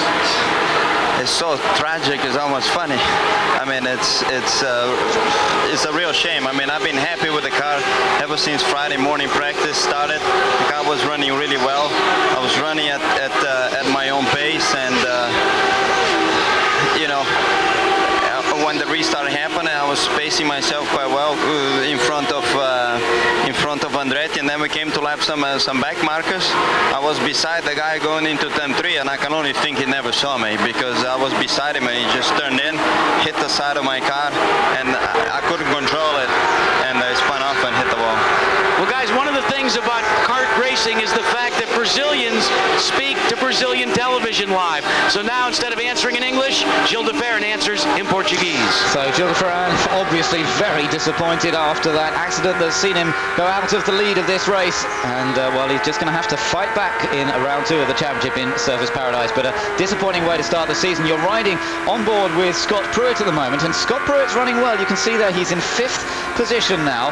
He's not far behind Maurizio Gugelmin, and Scott Pruitt, in some ways, I always sort of think of him as a bit of the quiet man of the championship. He's not a sort of loud name, or a big name, not a loud man, but he really does get the job done. He was competitive here last year as well. Yeah, a great effort. He's really brought his game up these last couple of years. So, across the line, Scott Pruitt, as you can see, best finish here was 4th last year, and with a very good team this season, there's no doubt. It's the same team owner, Pat Patrick, still involved in the car, and he's joined by Raul Boesel in the team. So 2 very competitive drivers, there's no doubt about that, and running the Ford Cosworth engine, which seems to be working better and better, and they've gradually moved up throughout the course of the afternoon. Teammate Raul Boesel lying in 8th position, but Scott Pruitt in 5th place and looking now very strong. Great win a couple of years ago at Michigan. It was his first kart victory. But you know what's really interesting to me is that Scott Pruitt last year, he really improved his game in qualifying. Prior to that, his qualifying had been a little bit suspect. He was obviously often left himself a lot of work to do as he there goes past Mark Blundell, who was 1 lap down, but still in 12th position and chasing Brian Herter. But back to Scott Pruitt. he really improved a lot last year. He qualified. I think his qualifying record was actually beaten only by the two Target Jeep Ganassi cars, Jimmy Vasser and Alex Zanardi, and over the whole season. He had his first pole in Detroit, and he's racing a lot more aggressively as well when he needs to be aggressive. He's got that good mix of aggression and patience, and he's really come a long way as Scott Pruitt. Interesting to see. We've had a couple of drivers like Parker Johnson in a way, who's come up from the IMSA Championships, the sports car series. Scott Pruitt, slightly different to championships, but still they've come up through those other ranks. We don't always see that in Europe so much. Normally, by the time people go into sports cars, they're very much defined in that role. But here in America, it does seem that you can race other categories of racing. For example, the IMSA Lights Championship, whatever, and then still be able to move into the top rank of single-seater racing. Absolutely. Scott Pruitt, he had several years out. He won the Trans Am Championship a couple of times. He had a horrible accident at the beginning of the 1990 season, which he had to sit out. A testing accident actually up in Florida in West Palm. He had a complete brake failure. Front of the car was absolutely wiped out. His legs were very badly damaged. His back was broken as well. And he's done a fantastic job to come back from those injuries. He's now very much a front-line driver. Watching Patrick Carpentier at the moment in 7th place, and what an impressive run this is from the French-Canadian, really doing a superb job as well. As Moore, you've just got him at the bottom of the picture. He's the man running in 6th place. So Carpentier not far away. The two Canadians, although they come from different sides of Canada. Carpentier from Quebec and Greg Moore is from British Columbia. Greg Moore into his 2nd season as Carpentier starts his kart career, shall we say. Just a quick explanation there, Jeremy, also on the name of the championship. We must keep referring to it, of course, as the Kart Championship this year. There's been a slight change around. Kart stands for Championship Auto Race Teams. It's a name that actually has been around in this form of motorsport for quite a few years, isn't it? Formed in 1978. There's wheel to wheel there. It goes Raoul Boisel. It goes past that other car. I'm not quite sure who it was. I wasn't paying attention. I must have been. I think it might have been. No, he's behind Goodwin. It was a lap car, I think, of Brian Herder. And a bit of a narrow squeak there for Scott Pruitt, but gets through safely on his way, still in 5th place and trying to chase down Mauricio Guzmin. But yes, formed by a group of team owners in 1978, Roger Penske, Pat Patrick, Jim Hall, Carl Haas was all amongst that group, and they broke away from USAC, United States Auto Club, which was the traditional sanctioning body for Indycar racing as it was then. And you know, the group of owners, Championship Auto Racing Teams, has done a phenomenal job in increasing the visibility of this sport. It's now a big sport in North America. Well, we can still call the cars IndyCars, as it's all as a result of a legal case that's going on with a different series in the United States, so we have to refer to it as the Kart Championship, but very different, of course, to, as we know, karts in Europe, which is a very different form of motorsport. Let's get back to the race, though. Bobby Rahal, we're enjoying the onboard ride with Bobby Rahal at the moment. Quite a long way down the order. He's in 17th position after earlier problems, but now the car seems to be running very, very well. Of course, there have been more changes for Bobby over the winter. He switched from Mercedes engines to Ford engines, but he's still a very competitive driver. The elder statesman, if you like, of the Indy drivers now. At 44 years old, I believe, 3 times he's already been champion. But I wouldn't put too much money against him not winning a race this year. Absolutely. It's been a long time since he won. He hasn't won since 1992 when he last won the championship, but he is raring to go this year. He was very confident coming into this race meeting. I'm surprised actually that he's had problems, because I thought they'd worked that car out, and they was very comfortable with how it was running on full tank. So that's a surprise to me, but no question Bobby Rahal is going to be strong as this season progresses. Yes, both cars seem to be rather further down the order than we had expected, with teammate Brian Herter down there in 12th place. But of course, the very different types of tracks that we go through on the course of the championship. There you can see the top positions after 91 laps out of 148. Michael Andretti is leading by 2.8 seconds from Zanardi. Tracy a little further back.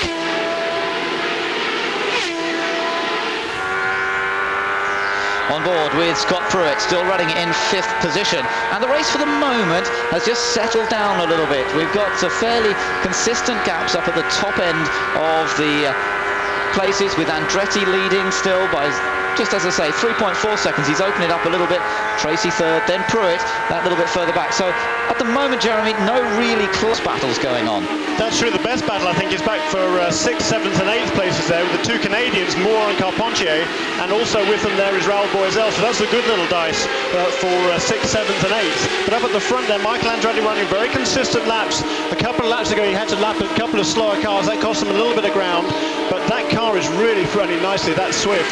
And Michael Andretti is well in control of this race at the moment. His gap now is actually out to 4.8 seconds, and Paul Tracy another 4 seconds back in third place. But we're still only, not quite 2/3 of the way through this race. Still plenty of time yet. That's right, and often it seems to be the way that a race like this, it seems to settle down for a little while. We've had various bits of drama already. We've had the accident of Dario Franchitti. We've had the accident to the race leader, Gilles de Ferran. High drama at some points, but it now settled down. Quite often we see this for a while, and then all of a sudden it begins to build up again as we get into the latter stages of the race, as the top players really start to put the pressure on. Paul Tracy there, by the way, running in third place and just putting another lap on one of the Toyota-powered cars. But Scott Pruitt that little bit closer to him before they got past the car. Perhaps Tracy just being held up a little bit before that. Well, Boisel has just got past Mauricio Gugelmin last time around. We didn't actually see it on camera, but he is now up into 4th place. It's Scott Pruitt there, and he's setting his sights now on Paul Tracy. See if he can get a podium position away there, away from the young Canadian. So Gugelmin not quite able to run at the same pace as Pruitt at the moment, as Pruitt getting amongst those back markers once more. And just looks like he's going past the Mexican driver there, Michel Jourdain, who's coming into his first full season of the championship as well. But back with Paul Tracy, this battle that continues for third position as it is. Nobody can quite stay with Michael Andretti up front, but Scott Pruitt's doing a good job of keeping Paul Tracy honest at the moment. Only the one Penske still in the race, of course. Those problems to Alonso Jr. very early on in the whole thing, and that was very disappointing for the team. But Paul Tracy still running very competitively. He'd only need a little problem up front, and Tracy would be still in with a chance of winning this race. Of course, last year he led it and went out himself with transmission problems, so you never know. Perhaps the luck would be reversed this time. Yeah, and it's very interesting. We're talking about strategy a little bit, and that pit stop by Jimmy Vasser. Everybody is going to have to make one more pit stop, including Jimmy Vasser. But what's very interesting is that Jimmy Vasser is running the same sort of pace really as the leaders. If there is another yellow with, say, less than 40 laps to go, everybody will have to make one more pit stop. But Jimmy Vasser will have to take on less fuel than the other guys. And those couple of seconds or 3 or 4 seconds that he might save during that pit stop could turn out to be very critical indeed. We'll have to wait and see. Jimmy Vasser lying in 9th place at the moment, so just keep an eye on his positions as they come up on screen. Vasser in 9th, Parker Johnston is in 10th place, Richie Hearn is 11th, then Brian Herter 12th, and Mark Blundell, he's still there, he's in 13th position. As behind him we've got Andre Ribeiro and Gualter Sales amongst others. Down on the pit wall looks like Roberto Moreno down there, so he out of the race pretty early on. In fact, we saw him coming in and out of the pits earlier. Bit of a difficult weekend for him. As we spoke to him earlier, he told us that it was very late getting the deal together to do the championship at all. He had an accident yesterday morning which rather set them back as well, but hopefully now that they've got the deal in place they can get themselves sorted out, and by the time we get to round 2 of the championship, Roberto Moreno will become one of the main players again. Had a good result in Michigan last year, Roberto Moreno. He's such an experienced driver as well. He's done just about a bit of everything, and he surely will be competitive if he gets in the right car. Yeah, that was a great result at Michigan. That wasn't a lucky third place at all. He was the fastest man on the track at the end of that race. He was running year-old engines in that car, and he was the fastest man on the track, running laps at 233 miles an hour. He was right behind Jimmy Vasser, giving Jimmy Vasser all he could handle at the end of that race. It was a great drive by Roberto Moreno.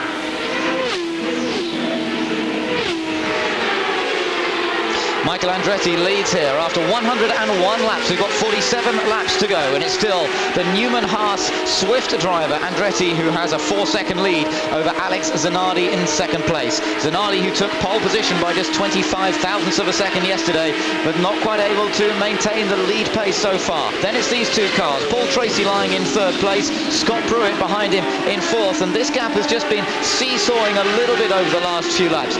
Very little to choose between these two completely completely different cars. You've got a Penske up ahead with the Mercedes engine and Goodyear tyres, and behind him you've got a Reynard with a Ford engine and Firestone tyres. Two completely different packages and running almost identical lap times. So it just goes to prove how competitive, how close the whole championship is going to be this year. It's going to be a tremendous contest, and here we are starting off on just the right foot. You know, there was a lot of concern that there was going to be a lot of yellows in this race. I think we've only had the two, so you know that's fine. That's par for the course, I would say, and nothing too serious. It's certainly a concern on this kind of a race track. The speeds are so high. But it's a great race, and it's really setting a super tone for the season, I would suggest. It is, and of course it's a very different type of circuit they'll be going to next. We're riding on board, though, with race leader. He's had a little bit of a lonely time up there for a while, but it's still Michael Andretti. He's looking good so far.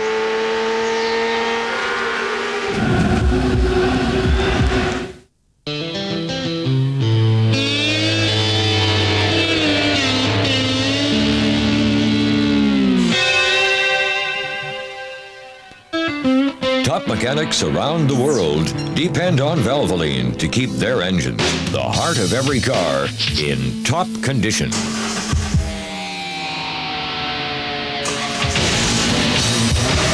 People who know use Valvoline.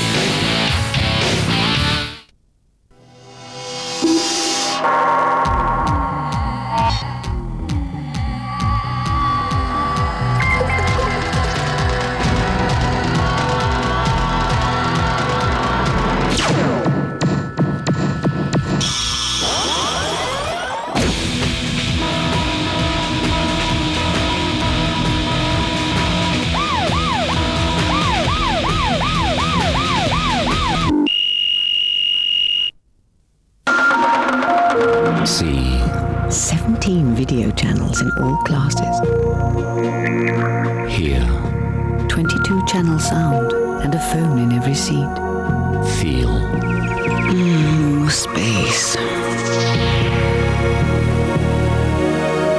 Experience. Emirates new 777. You won't believe it till you see, hear, feel it. Formel 1-Fans, aufgepasst! Die Profis von Auto, Motor und Sport informieren jetzt ganz aktuell. Alle Fahrer, alle Teams und alle 97er Autos. Und gewinnen Sie einen Renault Megane Coach 16V. Jetzt zum Kiosk durchstarten und das Formel 1 Extra von Auto, Motor und Sport besorgen.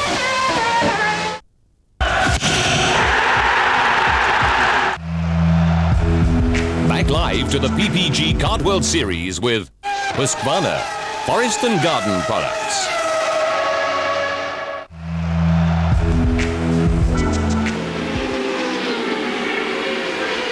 Welcome back to Homestead. Alex Zanardi coming into the pits. We've just seen Michael Andretti come in and go back out. Maurizio Guterman there, just coming back out as well.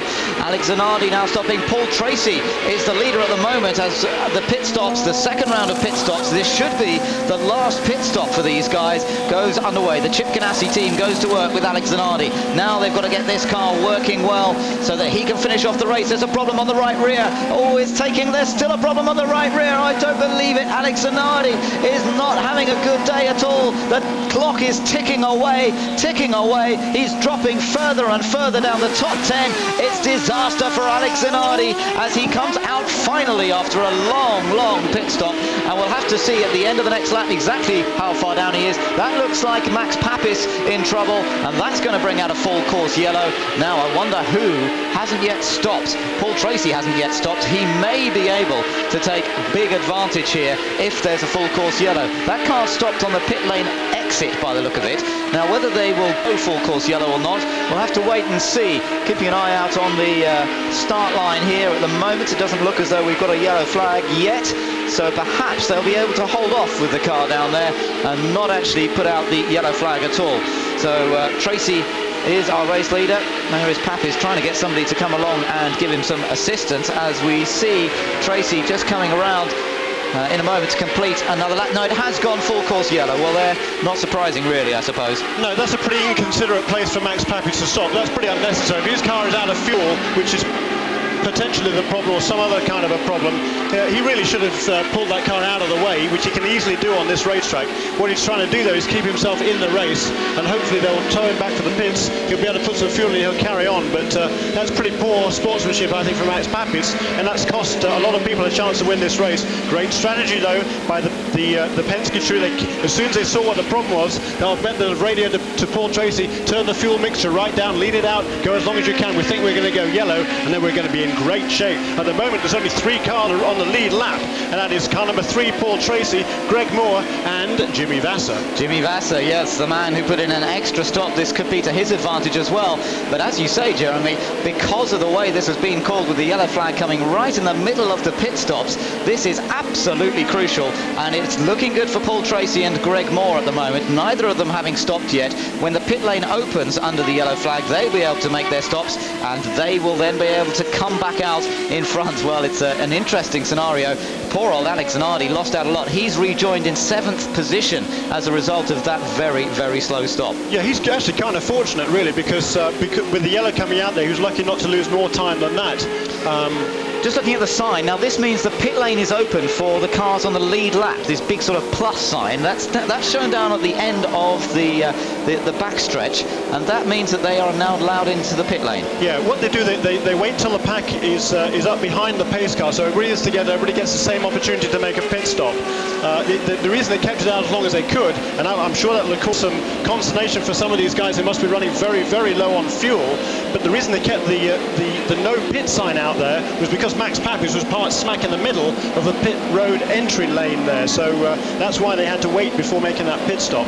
But here comes Paul Tracy now peeling off into the pit lane, and he'll be joined by Greg Moore and by Jimmy Vasser, the race leader. Yes, you can see Jimmy Vasser just coming in now as well. So this is a crucial time. Paul Tracy coming into the pits now.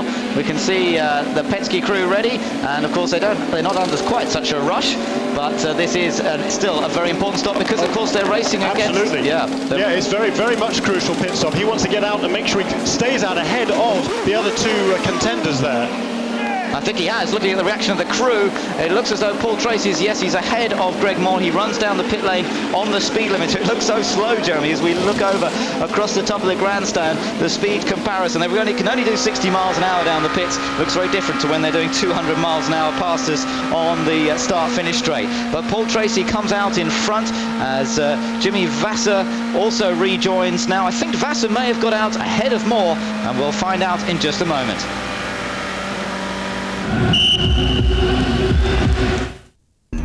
Working closely with professionals, always with the user's needs in mind, has given us experience and knowledge, leading to higher performance, reliability, good ergonomics, and safer products.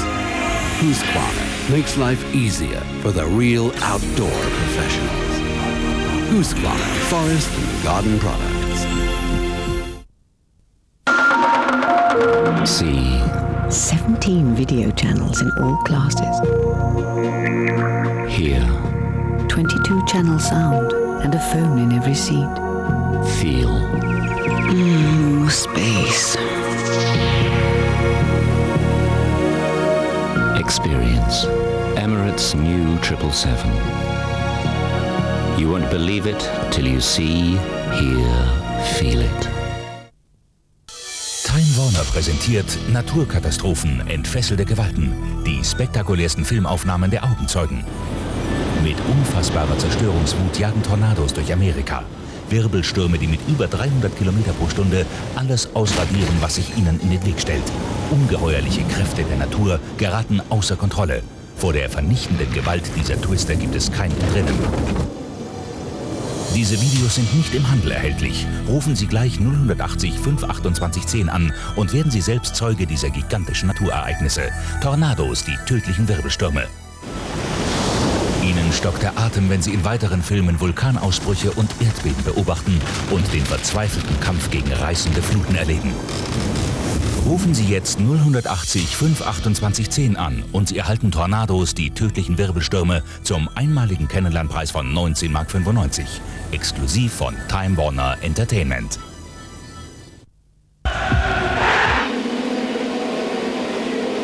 Welcome back to Homestead. Still under yellow flag conditions at the moment with 33 laps to go. And as they've sorted themselves out, it still appears that Michael Andretti is in front, which has left us somewhat confused, as well as everybody else, because it looked to us as though it was good news for Tracy, Vassar and Moore. They are indeed in second, third and fourth places, but somehow or other, Michael Andretti has been able to maintain his lead position. Well, yeah, I think what must have happened is, it's difficult for us to see here from our vantage point, but when he came out of the pits, Michael Andretti, having made that scheduled stop, he was obviously able to get out just ahead of the race leader, so he was within a couple of ticks of going a lap down, is all I can think of. And then when the other people came in the pits, of course, he was able to cycle on through. I must admit, I thought he got a lap down, but clearly he hasn't. He must have come out just ahead of the race leader. Yes, it must have been a very marginal call. He must have just got out in front. It was a good stop that they made, but amazing that he's managed to hold on to the lead. Of course, he's now in a very strong position, isn't he? Yes, he is. He's at the front of the field. We know he's got one of the fastest cars here, and really he's going to take a heck of a lot of beating right now. Well, we're riding with Scott Pruitt. He's down in 5th position at the moment. Again, you've got the cars on the lead lap nearest the camera, so it's Andretti leading. Tracy's now in 2nd place. Vassar is in 3rd. Vassar, they made a good stop with the Chip Ganassi team because it moved him ahead of Greg Moore. So that could be an interesting little tussle there. Greg Moore still in 4th place. He's in the blue and white car. Then you've got Scott Pruitt, the onboard camera we saw a moment ago. Then it's Maurizio Gugelmin in 6th. Alex Zanardi in 7th place as a result of that awful pit stop where they just couldn't get the right rear tyre on. Then it's Raul Boesel in 8th, Parker Johnson 9th, and Patrick Carpentier in 10th place.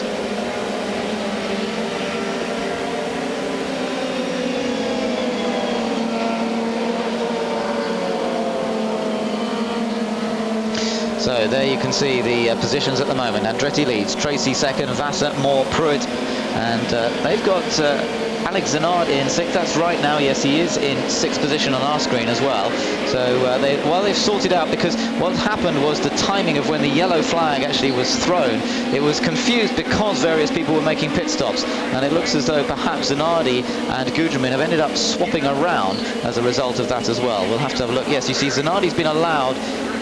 Let's just have a look here to see what exactly is going on. Zanardi up on the outside there, and let's just see whether he's been allowed to move up a little bit. I think there was a bit of sorting out to be done purely by when that yellow flag was thrown in the middle of the pit stops. That upset the scenario a little bit. Yeah, no kidding. It's a very curious situation there. He's cycled past, he's gone past Pruitt and Gugelmin there, and has now taken up 5th position, but albeit one lap down. You know, he'll be trying to regain that lead lap as soon as we go green here, starting on the outside line. It's a tall order, but we'll see whether he can pull that one off when we go back to green in just a few laps. There was the cross flags there from Jim Swintal, the starter, and probably just a couple more laps. Just go back to green flag racing, and we'll have just 30 laps to the end of this race, a little bit less than 30 laps to go. Yes, so Zanardi on that outside line. He is likely to be a lap down. Now, if he can get a good start here, it's very important to him to try and be ahead of Michael Andretti, because he's then got a chance of getting back onto the lead lap. All the drivers up to or down to 5th place, 5th and backwards, are now a lap down or more. We've only got the 4 cars on the lead lap. That's Andretti, Tracy, Vassar and Moore. Yeah. And this is going to be some restart, I think, when it gets underway. Yeah, there's quite a bit of a confusion here, I must admit. I think there's certainly some confusion amongst the drivers here as to who actually should be where. Yes. Zanardi's fallen back in line behind Gugelmin now. They'll get this sorted out before we go green. The cross flags again there, so we'll have at least another couple of laps to go while they just get themselves sorted out. It's a bit like after you. No, after you, says Gugelmin. No, after you, says Zanardi. It all looks a little bit confusing out there. As you say, I think even the teams aren't quite sure what's going on, and I think the timekeepers are busily trying to relay the message as to exactly where everybody should be. And I hope that they know, because the rest of us seem to be struggling a little bit.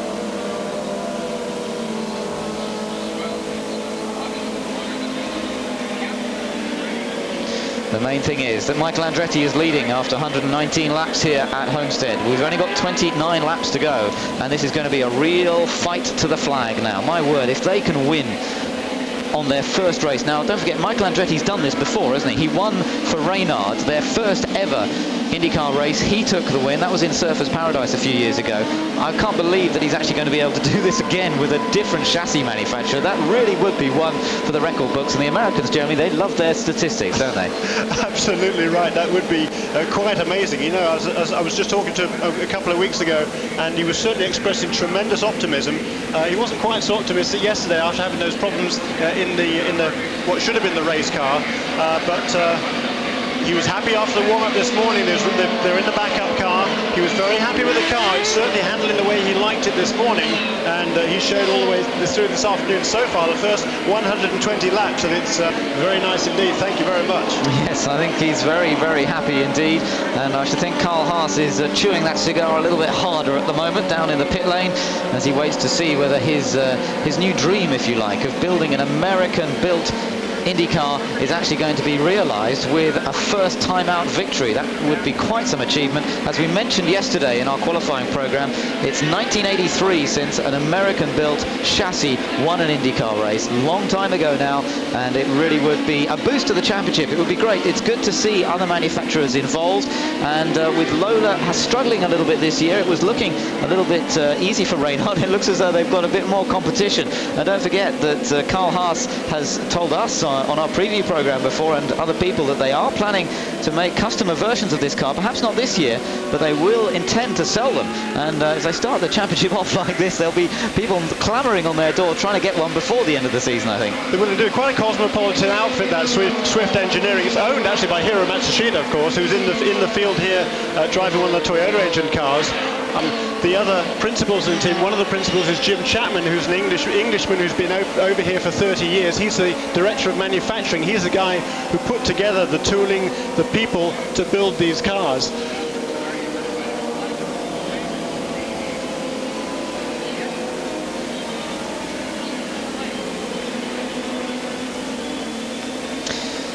So 27 laps to go. Let's just wait for the green to come again. It shouldn't be too much longer now. Let's just have a look. It's down at the starting gantry. We've still got the crossed flags at the moment. Don't think we're going to go green just yet. The pace car's still out there, but hopefully we shouldn't be too far away from that now. No, we've shuffled around those guys a lap downing, and we've seen now that Scott Pruitt has gone back to the front of that little pack, and it's as it was some little while ago. It's Pruitt, Zanardi, Boisel and Gugelmin in 5th, 6th, 7th and 8th. Those guys are all one lap down. Parker Johnstone leading those cars 2 laps down. In 9th position ahead of Patrick Carponcio, Brian Herter, Richie Hearn and Mark Blundell. 1 lap to go, the signal there. Yes, they've been given the 1 lap to go signal from the starting gantry, and so we're about to get this race underway. Just the 26 laps to go now. That's not going to take them very long. Remember, they're getting around this oval in around 30 seconds a lap, and averaging around about 190 miles an hour in qualifying trim, a little bit less than that perhaps in race conditions,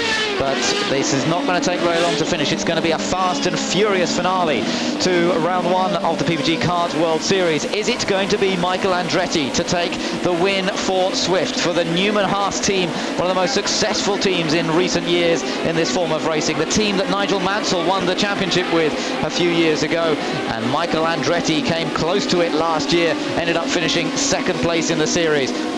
One of the strongest teams out there, but they've got Paul Tracy right behind. What a wonderful contest this is going to be. Tracy behind, the reigning champion Vassar in 3rd place, and we've got the youngster Greg Moore out to make a name for himself in 4th as we get ready to go green once again. Andretti times it beautifully, makes a great start. He gets away up front. Tracy now trying to get cleanly into 2nd place. He's trying to get past Scott Pruitt, who's a lap down, and you're board with Jimmy Vassar, who lies in 3rd position behind Paul Tracy. Behind him is Greg Moore, and then the rest of the cars. But Michael Andretti, my word, he's made an absolutely superb restart there. Really got away well. He's into clear air. We've seen the performance that this car has got already this afternoon. The Goodyear tyres seem to be holding up well. Things are looking very, very good for Michael Andretti. I'm not sure that Paul Tracy has got enough pace to get past Scott Pruitt and move up and close up to put the attack on Michael Andretti. No, Paul Tracy, he thinks this track owes him one. He reckons he was robbed here last year. He led convincingly past halfway before his gearbox broke. He wants to get up there on terms with Michael Andretti, but to do so, he's got to get past Scott Pruitt, and Scott Pruitt is not an easy man to pass. He, in turn, wants to try and get past Andretti so that if there is another full course caution, he'll be able to go on around and take up position at the back of the pack and make his own charge for the lead later on. So you know that Scott Pruitt is not going to give up that place easily. In fact, he's pushing Michael Andretti very, very hard as they go through turn 2 there. Yeah, so the yellow and red cars, that's Scott Pruitt. He's not in second place, he's actually in 5th place, a lap behind, but what he's trying to do is to get past the race leader Michael Andretti, to get back onto the lead lap, and that could give him a chance, particularly if there was another yellow flag. He closed up a little bit there, but now again Andretti seems to stretch it away. Both of these guys are racing with Ford Cosworth power units, and the engine seems to be delivering the goods today. There's no doubt about that. Last year here we saw dominance from Honda when De Ferran and Vassar were battling for the lead. This year it looks so even, but at the moment it's Ford that have the advantage. The Ford in the back of Michael Andretti's Swift and the Ford in the back of Scott Pruitt's car, both working well, but don't forget it's actually Paul Tracy who lies in second place. There he is, Tracy still on the lead lap, he's in second position. Then Jimmy Vassar with a Honda engine in 3rd place. The 3 different engines in the top 3 positions. You couldn't ask for much closer competition than that. And 3 different chassis as well, and 2 makes of tyres. So this is really a remarkable effort. There's Greg Moore in a 96 car, a year-old car in 4th place. So, boy, is this series competitive or what? That's what we want to see. We want to see some racing as we go through the course of the year, and I think this first round of the championship shows that there will be some great racing. This circuit might not be the most easy circuit on which to overtake. We've already talked about that a little bit. The layout of the track does make it difficult to get past other cars. We've seen 1 or 2 moves, not quite as many as we would like to see on an oval track. Normally you see a great many overtaking maneuvers. There's no doubt it is more difficult here, but the reprofiling of the track that's coming up during the summer should change that. But nonetheless, we've seen a great race so far, and we've only got 20 laps to go now. Alex Zanardi, he's in 6th place. His main rival is Scott Pruitt. If he's to move up a place, he's got to try and catch up to Scott Pruitt, but at the moment it doesn't look very likely he's going to be able to do that. A very quick lap there for Michael Andretti, under 30 seconds, 29.903. That's a pretty fast pace. We're getting towards the nitty-gritty now, and Michael Andretti is putting his foot down. He's trying to put a bit of gap between himself and Scott Pruitt there. He's not really able to do it because Pruitt, his last lap was identical time, 29.9. Alex Zanardi as well, also 29.9, and the other 3 leaders 30 flat. So there's nothing to choose between the guys, but Michael Andretti is in the catbird seat out there in front of the field. On board with Andretti now, you can see just how close he gets it down into the apex of the corner. He's on the back straight. Listen to the engine as he comes. Oh, well, that's a shame. We just switch away. Just wanted to listen to how much he was easing off the power and then easing back onto the power through the corner. You can just hear him ease the throttle a little bit going into turn 2 there. He's braking fairly hard probably for turn 1. In turn 2, I think he's just breathing the throttle just a little bit. I don't think he's on the brakes there possibly in turn 2, particularly not if he's doing 29.6 the last lap around. I think that might well be the fastest lap of the race. What a time to turn it. Yes, he really is fired up looking for that checkered flag, which is now only 17 laps away. There's not a lot that this man, Paul Tracy, can do about it at the moment. The gap, as you can see, is 1.6 seconds between the Swift and the Penske. Paul Tracy trying to put pressure on Andretti, but Andretti is just going too fast for him. There's nothing he can do about it. Jimmy Vassar still in 3rd place. That extra pit stop that he made working to his favour and putting him right up there. 3rd place for the reigning champion so far. Greg Moore still in 4th place, but as you ride now, let's try and listen here.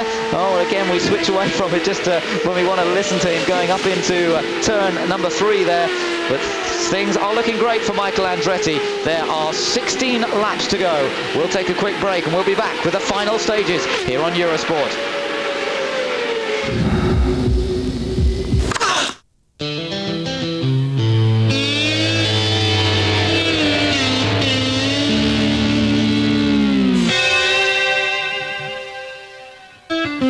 Top mechanics around the world depend on Valvoline to keep their engines, the heart of every car, in top condition.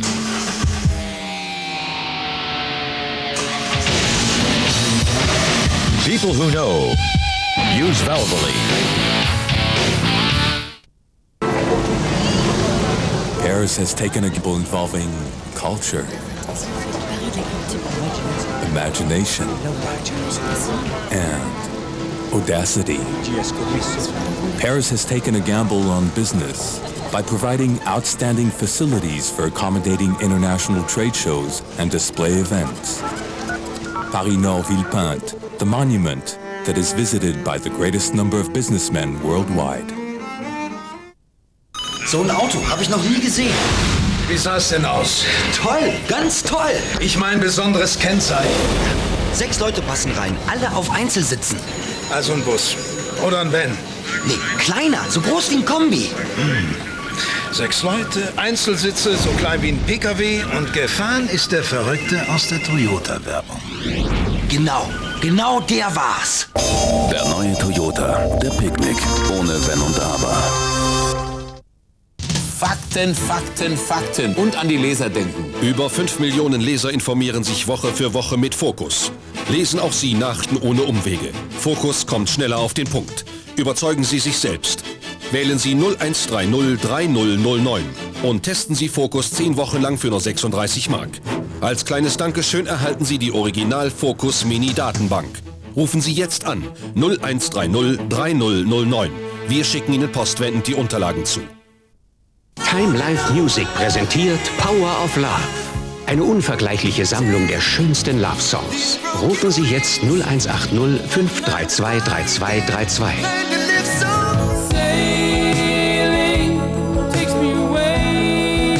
Starten Sie jetzt mit Ihrer ersten Ausgabe Heartbeat zum einmaligen Kennenlernpreis von nur 19,80 Mark. Power of Love gibt's nur bei Time Life.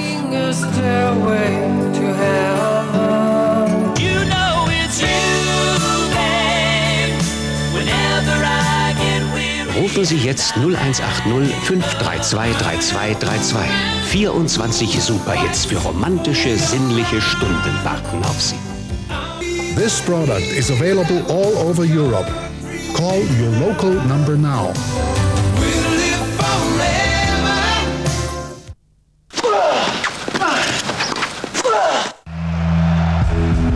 Back live to the PPG Kart World Series with Valvoline Motor Oil.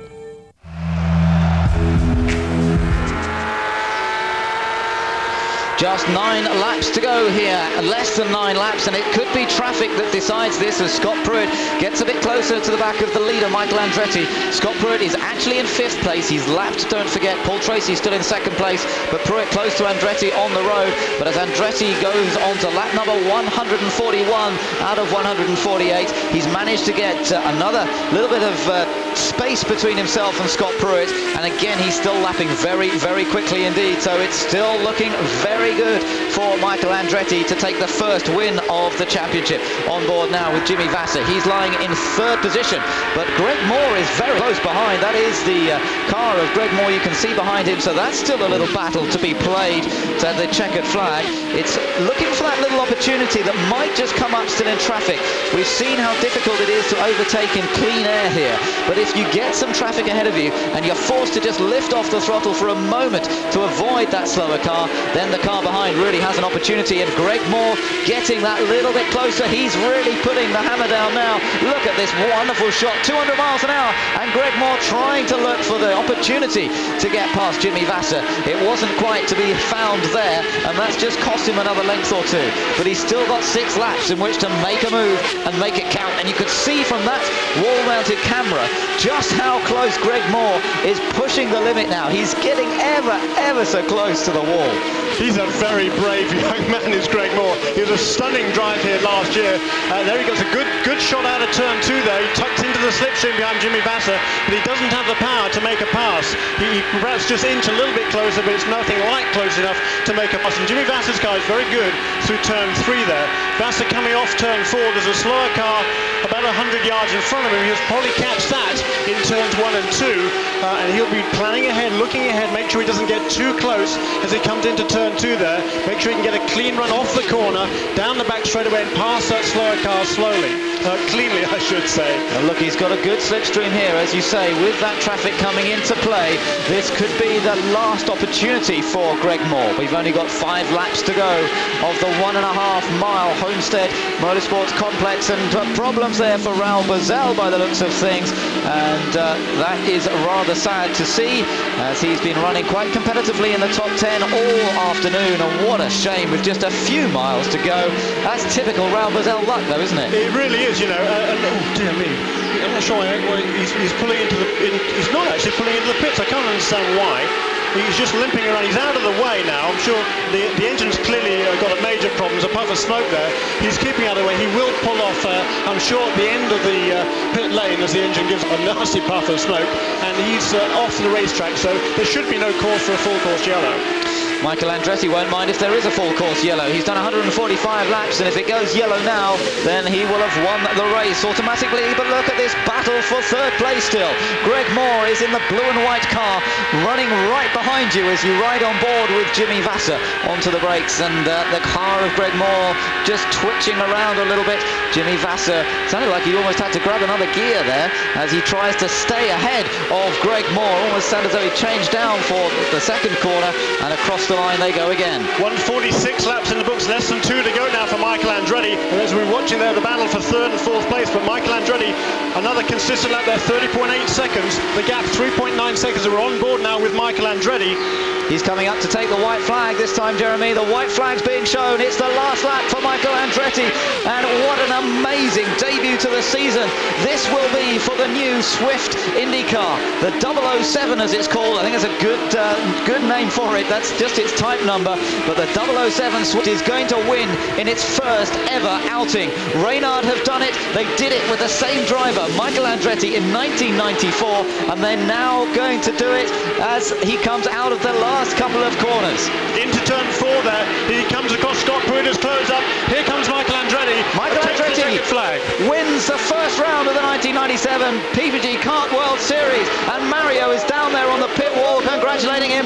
What an amazing achievement for the team. The Newman-Haas team, Carl Haas and Paul Newman, who decided to go for their own chassis for this year. They built it over the winter. The Swift guys down in California put it together. They've got the most amazing facility down there, a wind tunnel that some of the top Formula 1 teams use as well. They've put this car together and they've won. First time out with it. It's a victory for Swift, a victory for Ford, and a victory for Goodyear. And for Michael Andretti, after winning 5 races in the 1996 championship and finishing runner-up, what a perfect start to the season. Paul Tracy finishes in 2nd place. Jimmy Vasser holds off Greg Moore for that 3rd position. Greg Moore finishes 4th, Scott Pruitt 5th, and Alex Zanardi 6th. But there, Carl Haas on the right, you just saw him with Mario Andretti. There's Carl Haas, and what a wonderful achievement. With Alex Cross there on the left next to Michael Andretti. There's Hiro Matsushita out of his suit. A great hug there.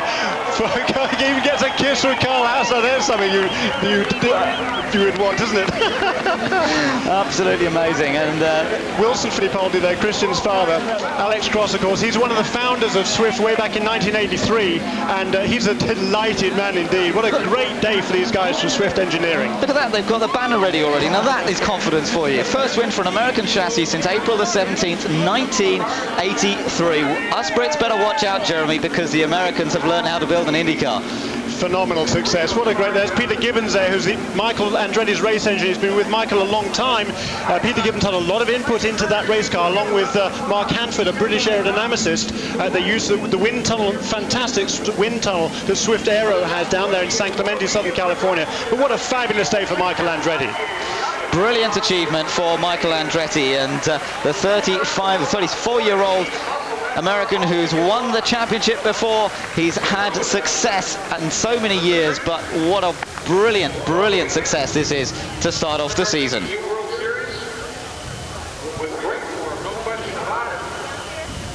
So there he is, and looking reasonably calm after that. I mean, in some ways he made it look very easy, but let's not forget he started from 14th position on the grid. He really obviously worked on a race setup for today. Hopefully we're going to hear from him any second now and see exactly what he has to say after that tremendous performance. The guys from Goodyear, they're absolutely delighted as well, because first honours to Goodyear in the battle with Firestone, and the Penske guys coming over as well. Paul Tracy finishing second today, couldn't quite match his great rival Michael Andretti, and Jimmy Vasser taking that third place. Let's just see if we get to hear from Michael Andretti. Hopefully we will in just a few moments.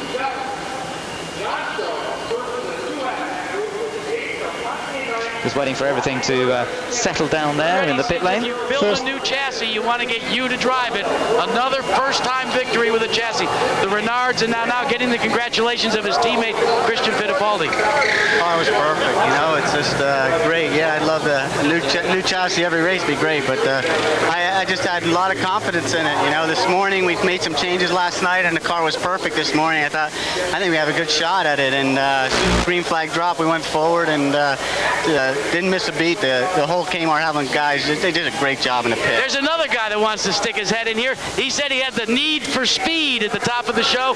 Paul Newman, he is a co-owner of the car, but listening to the radio transmissions, you had oiling problems in your primary car, and then Lee White said at the end of the race, looks like you finally figured the clutch out. What was that all about? Are you having some problems with the clutch?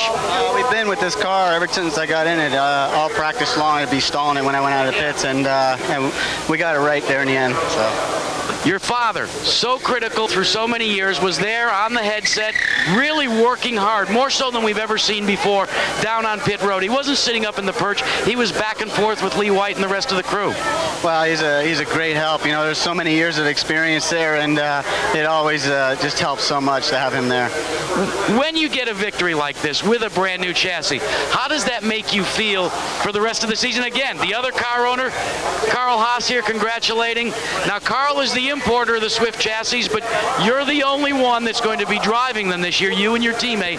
Now, with the first race under your belt, knowing you've got this chassis where it needs to be, what kind of confidence does that give you for the rest of the season? I have a ton of confidence, and the Ford Cosworth ran great, and the Goodyear tires, so I think we have the whole combination. So we're very excited about this year, you know, and my hat's off to Carl for taking the chance in the car, and I can't wait till the next race. Well, Gary, one of the questions at the top of the show is who has the best package.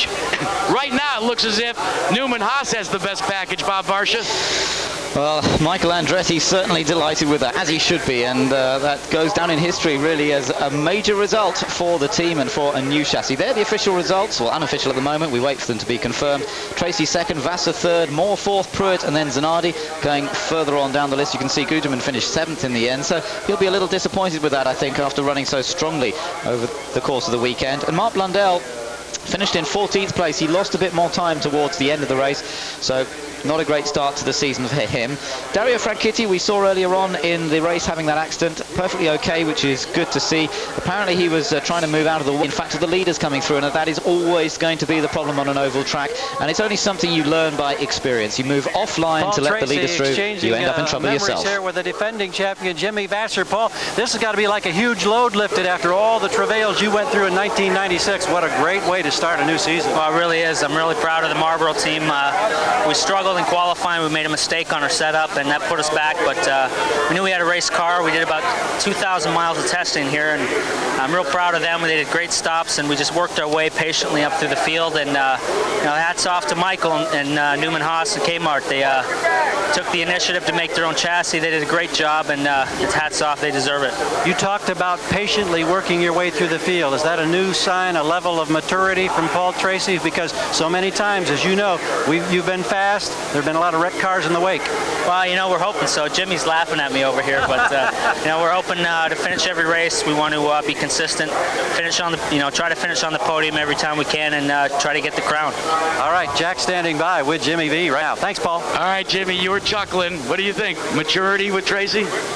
Yeah, well, I mean, he's a great race car driver. He's won a lot of races, and everybody on the sidelines can say what they want about drivers, but, you know, you got to give credit where credit's due, and, you know, maybe it is. I don't know. Maybe he's already ready to go for the championship, but, you know, all credit to my Target Chip Ganassi team. They did a fantastic job. We had a tough weekend from the get-go. We've been quick here testing all the time, but we just kept having problems all weekend. Didn't qualify as quick as we could have, and the race we got a puncture, lost a weight jacker.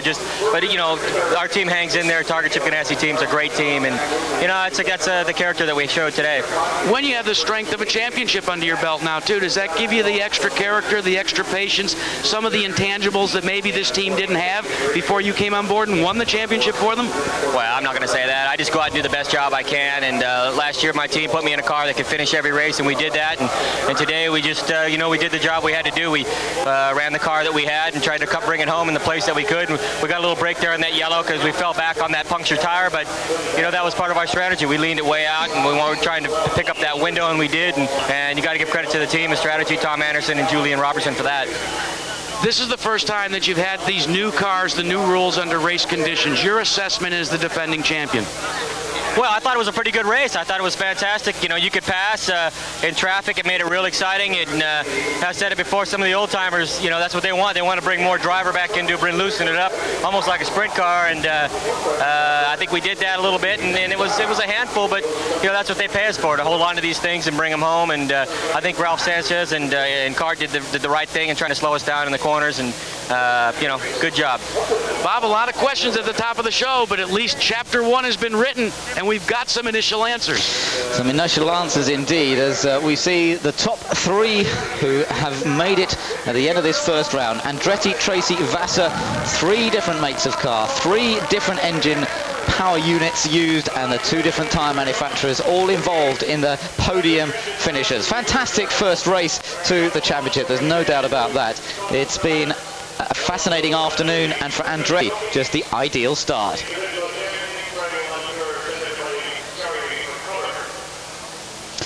So a little summary of all that, Jeremy. It's been, as I say, a very interesting race this afternoon, but as we head towards the next race at Surfers Paradise, does it give us any answers for that one?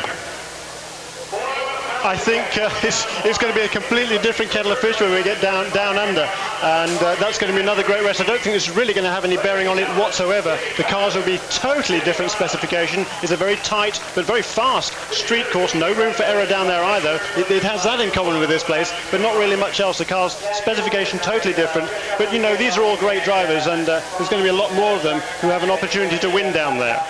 Well, that'll be round 2 of the 1997 championship, and we'll be covering it, of course, on Eurosport. I hope you've enjoyed our extensive coverage of the PPG Kart World Series this weekend on Eurosport. It's been a joy to bring it to you. It's been great racing as well. So stay with us with the championship throughout the season. From Ben Edwards and Jeremy Shaw, goodbye for now.